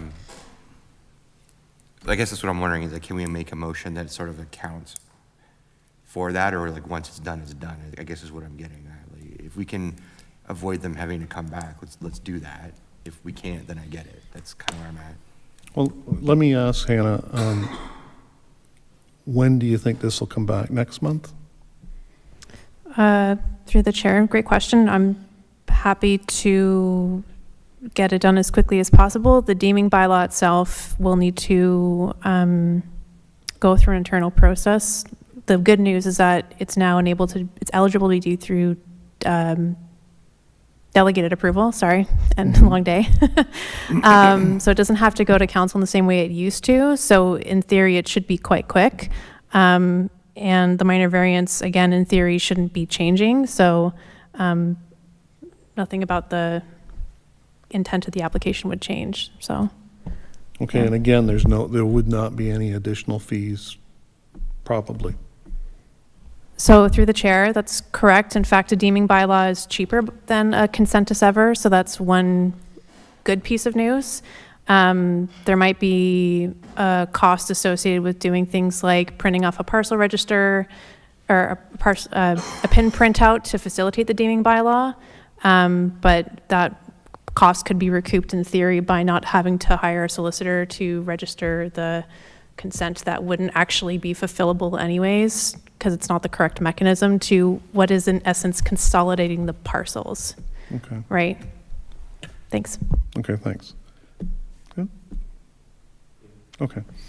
Anything further from the committee to the planning staff? Is there anyone present or online that wishes to speak to this either of these applications? Hearing none, the recommendation is to defer. Can I get a motion to defer or an alternative? Phil moves to defer. Seconded by Chris, thank you. I will second, but I think you need to also put in a reason, right? The reason, my take on the like- reason would be that Just for more information. more information Anything, and you to just need staff, something there. staff continue to work with the applicant. Yeah, like you can deem it just for more information, you could be Yeah. at the applicant's request, but it has to have something Yeah. in there, right? Okay? Okay. Call the question. All in favor of a deferral? Yes. And that is carried.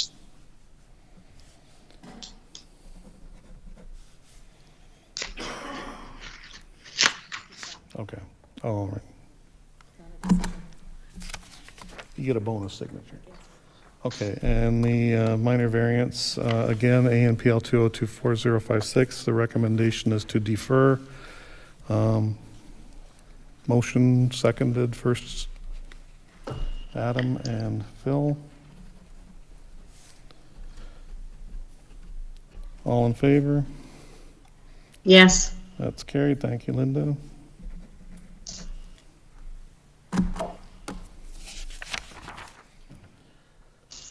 Okay, so that was deferred.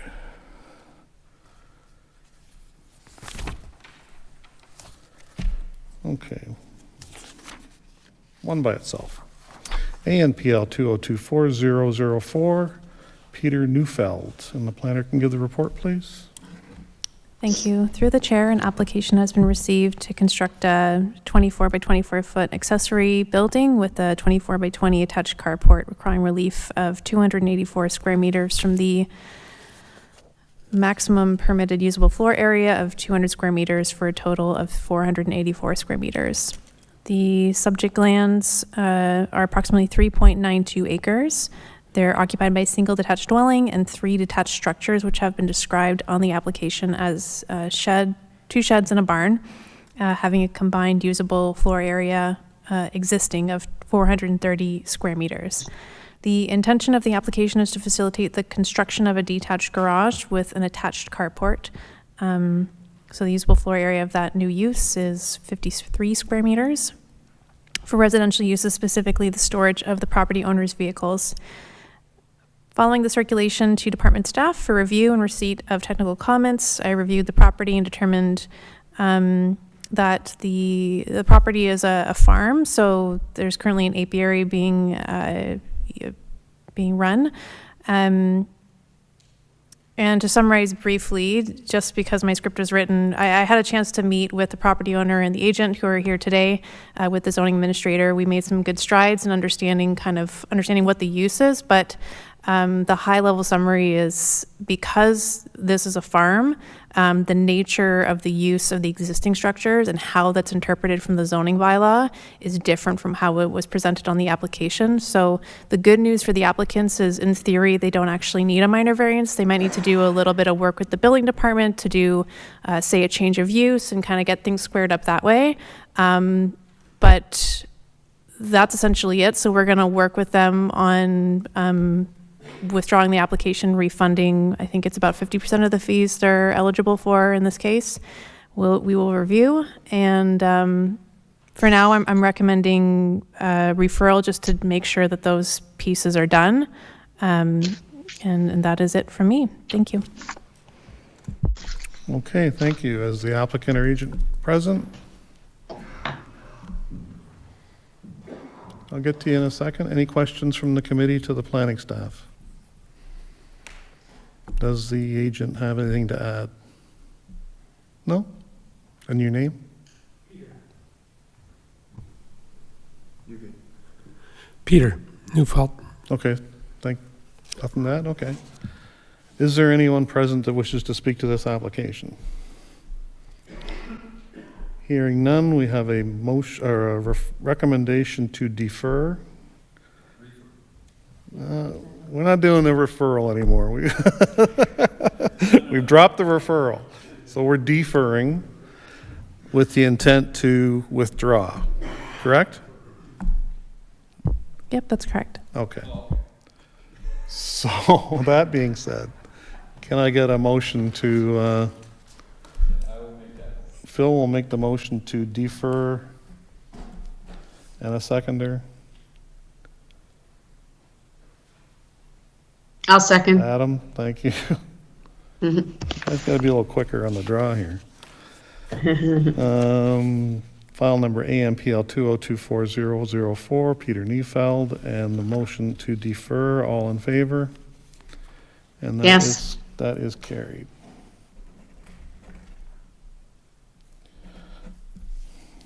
Butcher my own signature.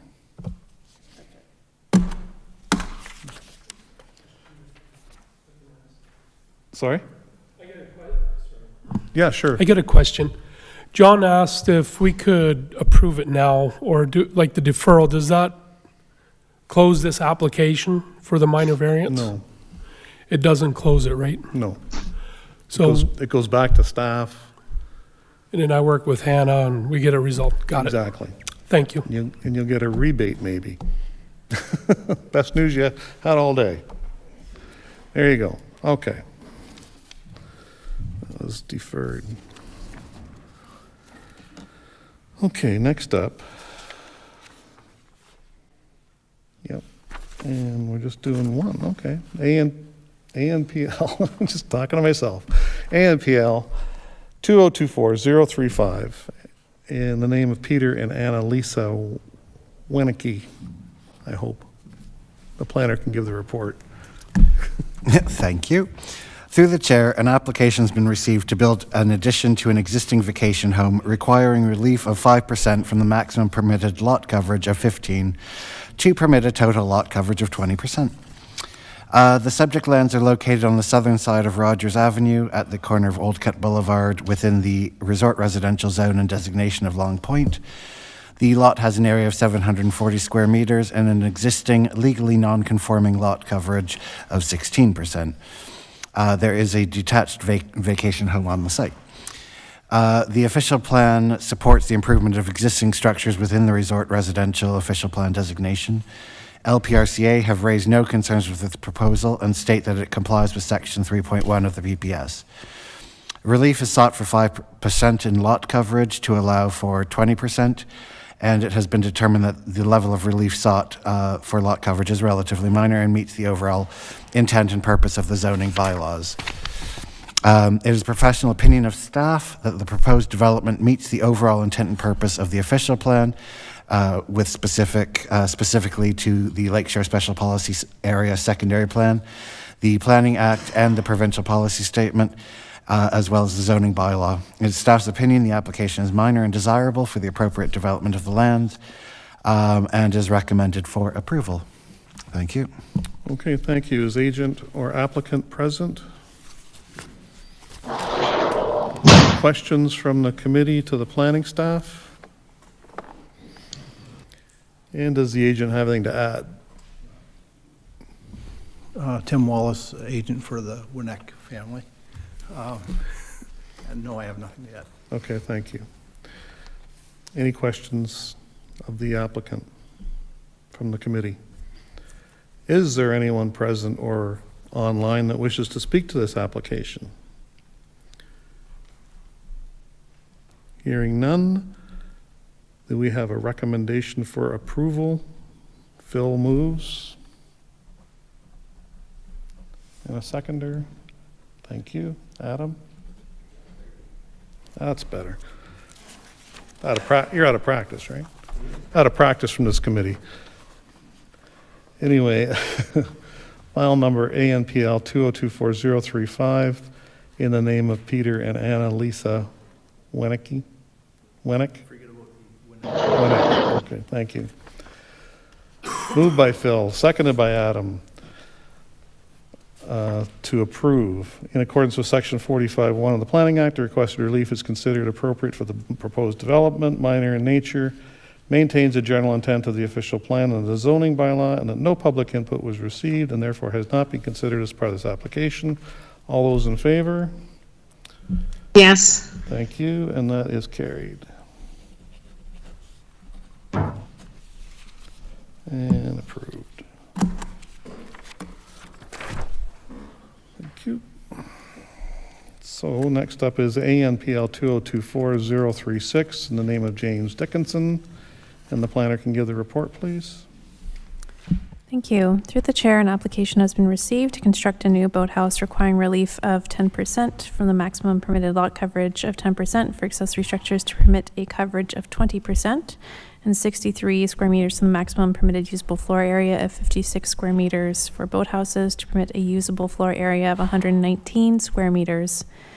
The subject lands are located northeast of the intersection of Erie Boulevard and Poplar Road, having an approximate area of 687 square meters.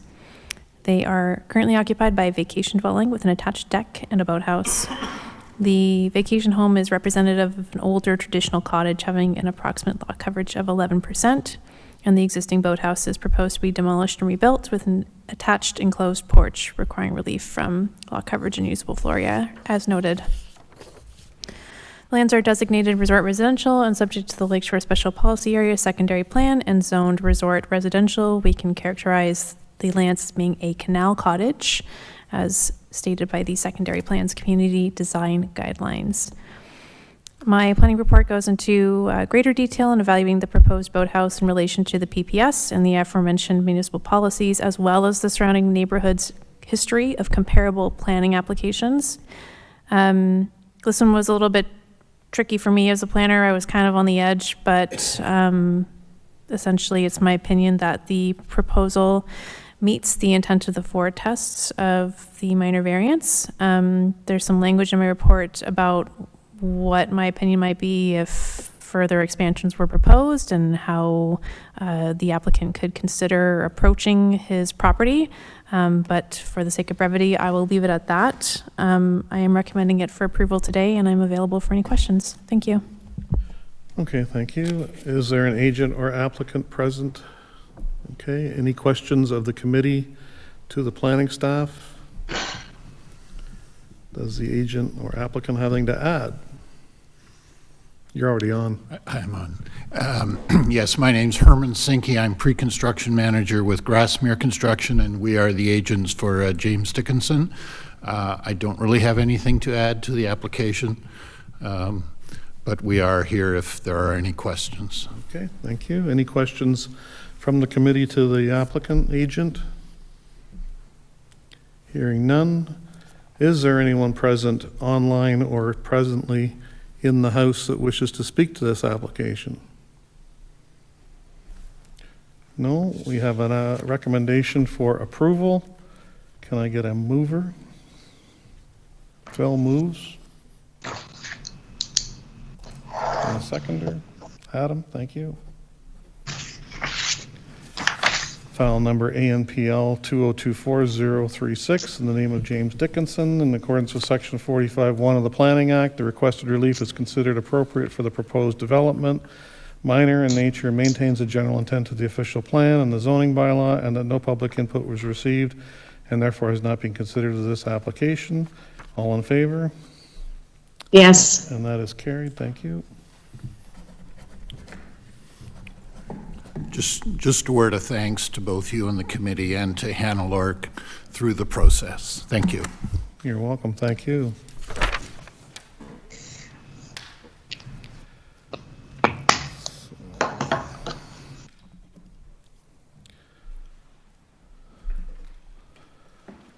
Okay.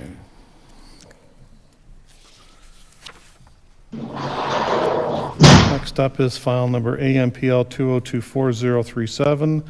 Michael and Mary Jo Steenbeck, and the planner can give the report, please. Thank you.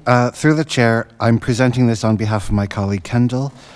You will notice, well, the chair will notice that what you have as the public notification summary on your decision is slightly different than what was in the report, and I will explain this. So an application has been received to seek relief for an ARDU of 3.25 meters in height. This is the original public notification for an ARDU to allow a second floor ARDU with a total height of 8.25 meters and 44 square meters in usable floor area for an ARDU to allow a total usable floor area of 119 square meters. So the requested relief for height has been corrected since the posting of the public notice and the publication of the agenda and report package, all of which stated the requested height relief as 3.25 meters. Due to changes in the zoning provision, only 0.25 meters of the height needs relief. Just as a little background, they have updated the policy regarding height of ARDUs in the agricultural zone within existing buildings that meet the zoning provisions. So in the agricultural area, accessory to a dwelling in the agricultural area, you can go up to 8 meters. So this being 8.25 meters, it needs relief of the 0.25 now instead of the 3.25, which applied across the board to ARDUs where they were limited to only 5 meters in height.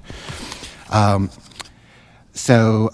subject lands are located on the west side of Old Highway 24, south of the intersection of Concession 5 Townsend and Old Highway 24. The area of the subject lands is approximately 3,035 square meters with approximately 64 meters of frontage. The subject lands are occupied by a single detached dwelling, shed, and garage that is currently under construction and the proposed location of the ARDU. The property is zoned and designated agricultural as per the zoning bylaw and official plan. ARDUs are permitted in the ag zone as a right, with a maximum height of 8 meters in an existing accessory structure and a maximum usable floor area of 75 square meters. Given this, the requested reliefs are considered to meet the intent and purpose of the Planning Act, Provincial Policy Statement, Official Plan, and Zoning Bylaws. So within the report provided in the agenda, it recommended referral for this application due to the original comments received from the zoning administrator. However, since the publication of the report, clarifications have been made, and this application now meets the 4 tests of a minor variance. Given that we've gone down in what has been requested for relief, it does not need to go through a new publication process. So staff support this application and recommend it for approval.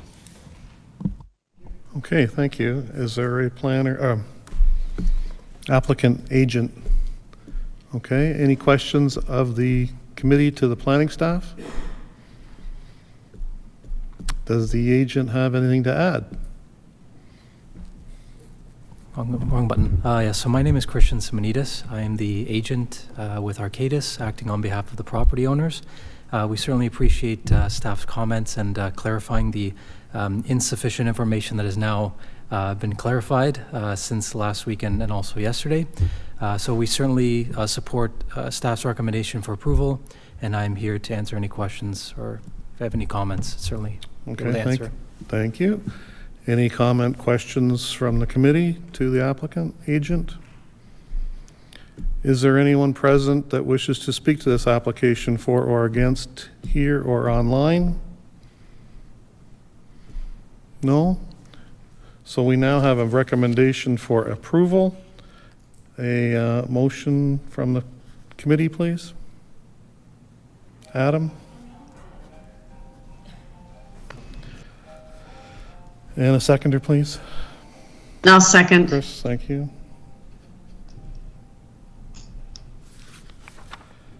So file number ANPL 2024037, in accordance with section 45(1) of the Planning Act, the requested relief is considered appropriate for the proposed development, minor in nature, maintains the general intent of the official plan and the zoning bylaw.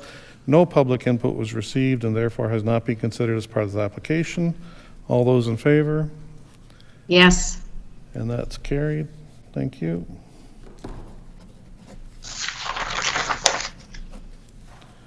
And approved. Okay, next up is file number ANPL 2024071. And the planner can give the report, please. Thank you, through the chair. An application has been received to seek relief of 29 square meters to allow an ARDU with a usable floor area of 104 square meters and 9.38 meters in distance from the principal dwelling to allow a separation distance of 94.38 meters to facilitate the conversion of an existing accessory outbuilding to an ARDU. The subject lands are located on the southern side of Front Road to the northeast of St. Williams. The land has a lot area of 38.9 acres, half of which is zoned designated hazard lands. The remaining is zoned and designated agricultural. There is an existing single detached dwelling on the land, along with existing garage and accessory buildings, a small pull barn, and 2 chicken coops. The subject application is to facilitate the conversion of an existing accessory outbuilding to provide an ARDU at second floor level. This building is beyond the 40 meters from the principal dwelling in which an ARDU is to be located. However, is less than 10 meters beyond this point and makes use of an existing accessory structure. In this instance, the separation relief is considered appropriate and minor. In terms of usable floor area, an ARDU is permitted 75 square meters in the zoning provisions. The proposed ARDU would have a usable floor area of 104 square meters, which is an overage of 29 square meters. Again, given this would make use of an existing accessory building, the level of relief sought is considered minor and appropriate.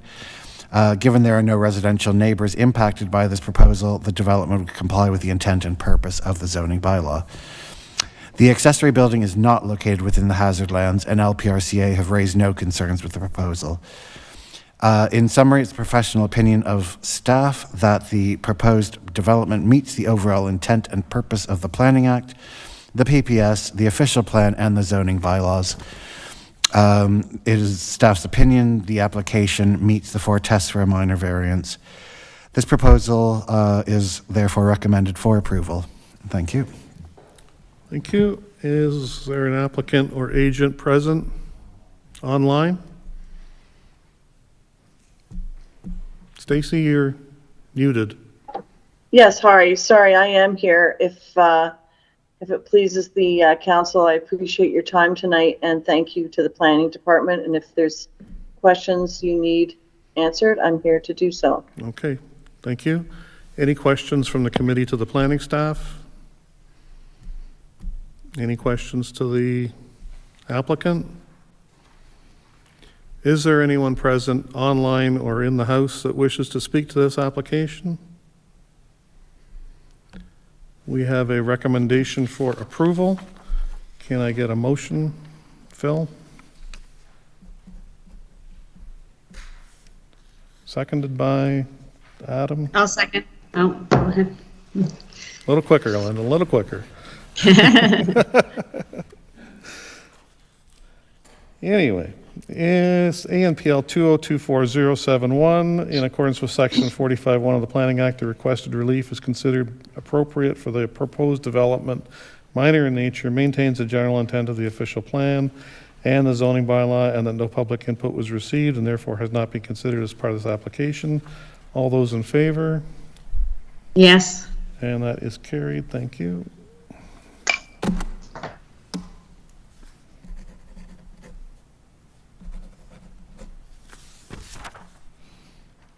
you. Okay, we got these three are together? Okay. File number BNPL 2024088, BNPL 2024089, and BNPL 2024090. And the planner can give the report, please. Thank you. So through the chair, for the sake of brevity on summarizing the severances, I'll just focus on the frontage and area. So for BNPL 2024-00088, the parcel being proposed to be severed has a frontage of about 69.8 meters and an area of 3,817 square meters, and retain a parcel having an area of 36.72 hectares as the creation of a lot in the hamlet of Bloomsburg. For BNPL 2024-089, the parcel being severed has a frontage and width of approximately 57 meters and area of 3,275 square meters, retaining the same lot and for the purpose of creating a lot in the hamlet of Bloomsburg. And then lastly, regarding severance BNPL 2024-090, this is for a boundary adjustment. So it's severing a parcel having no frontage, a width of approximately 68 meters, depth of 34 meters, an area of 2,337 square meters, and retain a parcel having an area of 36.72 hectares as a boundary adjustment to be added to an existing residential parcel located immediately adjacent to the west of the subject lands 196 Old Highway 24, resulting in a final lot size of 6,385 square meters or 1.58 acres. So these lands are located on the southwestern side of the hamlet of Bloomsburg. These three consent applications were considered concurrently with the zoning bylaw amendment. So Councillors Van Passen and Very are probably quite familiar with this, as we've just reviewed it yesterday at Council, where it received approval. And the public hearing committee for the zoning bylaw amendment also occurred on April the 3rd of 2024. The effect of that zoning bylaw application, to bring up the other members of committee to speed, were to rezone the portions of the lands, rezone the portions of the subject land wholly within the hamlet designation from the agricultural zone to the hamlet residential zone, with special provisions affecting parts 1 and 2. So those two lot severances are under the 4,000 square meter requirement, so the zoning bylaw facilitates that. And then rezoning the portion of the subject lands wholly within the agricultural designation from the agricultural zone to the agricultural zone with a special provision to permit reduced lot area. We understand what it will facilitate: two severances and a boundary adjustment with the lands retained for agricultural purposes. As part of the zoning bylaw amendment, a geotechnical study was submitted to demonstrate that the respective lots created through BNPL 2024-088 and 089 have soil characteristics which are suitable for future private services. As part of this exercise, a range of official plan considerations pertaining the creation of new lots have been met. So the lots will have frontage, they're appropriate for the use and the soil conditions, they're not located in any sensitive environmental features. Due to the existing barn on the parcel to be created through BNPL 2024-089 or Part 2, a condition has been placed to remove that barn. So we're being consistent with the bylaw provisions. For the boundary adjustment, no special provision was required. The exercise of a boundary adjustment is permitted through the official plan, provided it is minor in nature. In my opinion, it is. With all that said, it's my professional opinion that the proposed three severances meet the overall intent and purpose of the Planning Act, Provincial Policy Statement, Official Plan, and Zoning Bylaw. And I'm recommending that the 3 consent to sever applications are recommended for approval today, subject to the attached conditions. I am available for questions. Thank you. Thank you. Is there a applicant or agent present? Okay. Any questions of the committee to the planning staff? Through the chair, just looking at the last one, is that 2 lots that it attaches to? The boundary adjustment? It's just the 1 lot that's being added to. Yeah, that's correct, yes. Turn your mic, you need to turn your mic on, Phil. Just repeat your clarification for the record. Okay. The question was, for the boundary adjustment, was it going to attach to just one of the 2 lots that it butts against? And the answer was yes. Through the chair, that's correct. Thank you. Any other questions of the planning staff from the committee? Does the agent or applicant have anything to add? Rick Dixon, Mr. Chairman, and I'm here to answer any questions that they might have. I know this one's a little bit different, but I'd be pleased to respond to any questions. Any questions from the committee to the applicant? No? Okay. Is there anyone present that wishes to speak to this application? Sir, would you like to make your way to the podium and state your name for the record, please? And the mic is on. Okay, Mr. Chairman, committee, I'm a resident that owns a property bordering on that parcel that has no frontage, and it's 1 block of land, right? Am I able to approach the owner to extend my property to the boundary? In other words? I just get you to state your name for the record? Oh, sorry, Ronald Bagley. Oh, sorry. Ronald? Ronald Bagley. Okay. Bagley. Thank you. If the staff would like to comment on that, please? Through the chair, could I just have you confirm your address, please? 06 concession 12. Okay. I think I'm see. right on the corner of that little jog there on the eastern boundary. And I think if I understand you correctly, in looking at the mapping, the rear of your property would abut the parcel that's going to be transferred, correct? Yes. Yeah. Okay. I don't like that. I'd want to have the option of extending my lot. Sure. Which would be probably another 1/3 of an acre to my property. Sure. So through the chair, to answer your question, yes, you could apply for what is called a boundary adjustment, which is what this application is facilitating.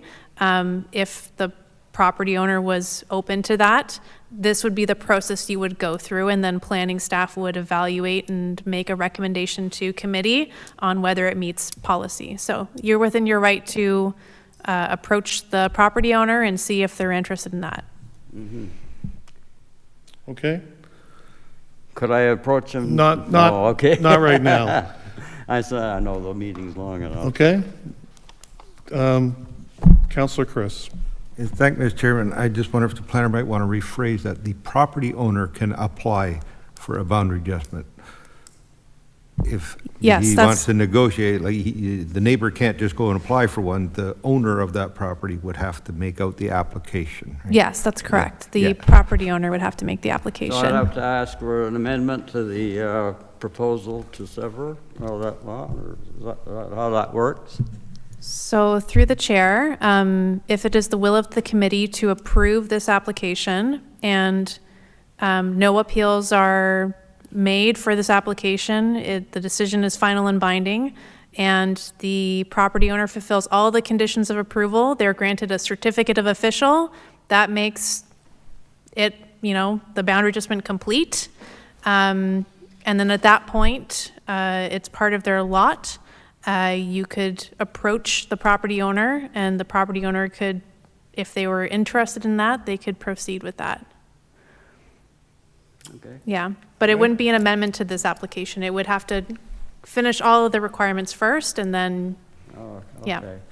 Just want to cause extra financial burden on the owner, you know. Well, you'll have to take that outside and discuss Yeah. that with them Yeah, outside. yeah. Okay. Okay, I know All the right. meeting's long enough. This is the first time I've ever seen a meeting No, like that's this. fine. Thanks for. I thanks- really appreciate it. You learn something every day, right? Yeah. There you go. Thank you. Thank you.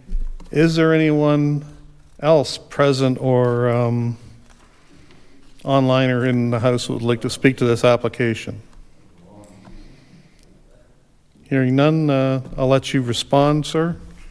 The only response that I have, Mr. Chairman, is to let you know how much help Hannah and Sherry have given and continue to give, and it's not very often that they get compliments, I'm sure. So I want you to know that they've helped tremendously. Well, thank you for that. That's the kind of news we like to hear every meeting. Anything further from the committee? We have a recommendation for 3 approvals. We'll start with 088. Can I get a mover and a seconder? Adam and Phil, thank you. So file number BNPL 2024088 in the name of 2716452 Ontario Limited. The application is consistent with the provincial policy statement, complies with the policies of the Norfolk County official plan regarding the creation of a lot in the hamlet area and meets the intent of the zoning bylaw. No public, some public input was received and has been considered as part of this application. All those in favor? Yes. And that is carried.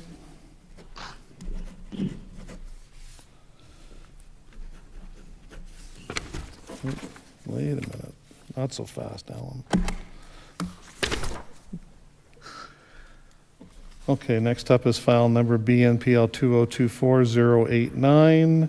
Again, a recommendation for approval.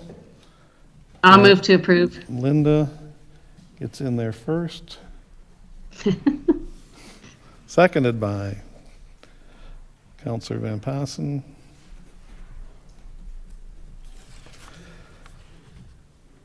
That file, BNPL 2024089. This application is consistent with the provincial policy statement, complies with the policies of the Norfolk County official plan regarding the creation of a lot within a hamlet area and meets the intent of the zoning bylaw. Nope, that public input was received and has been considered as part of this application. All in favor? And that is carried.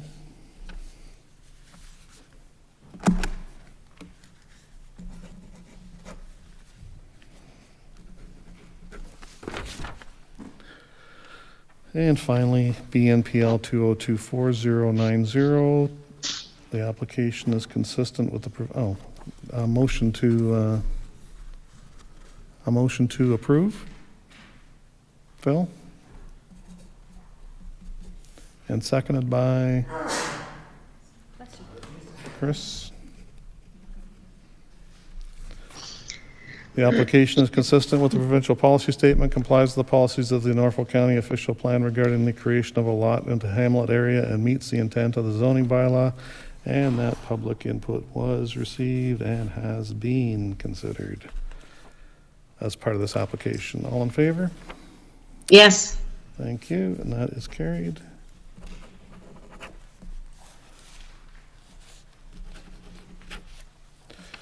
And approved. Last time. Okay. And I have a motion or a recommendation resolved that the committee now adjourn to meet at the next regular meeting to be held May the 15th, 2024. Can I get a mover and a seconder, please? I'll move. Moved by Linda, seconded by Phil. All in favor? Thank you very much, committee. We'll see you next month.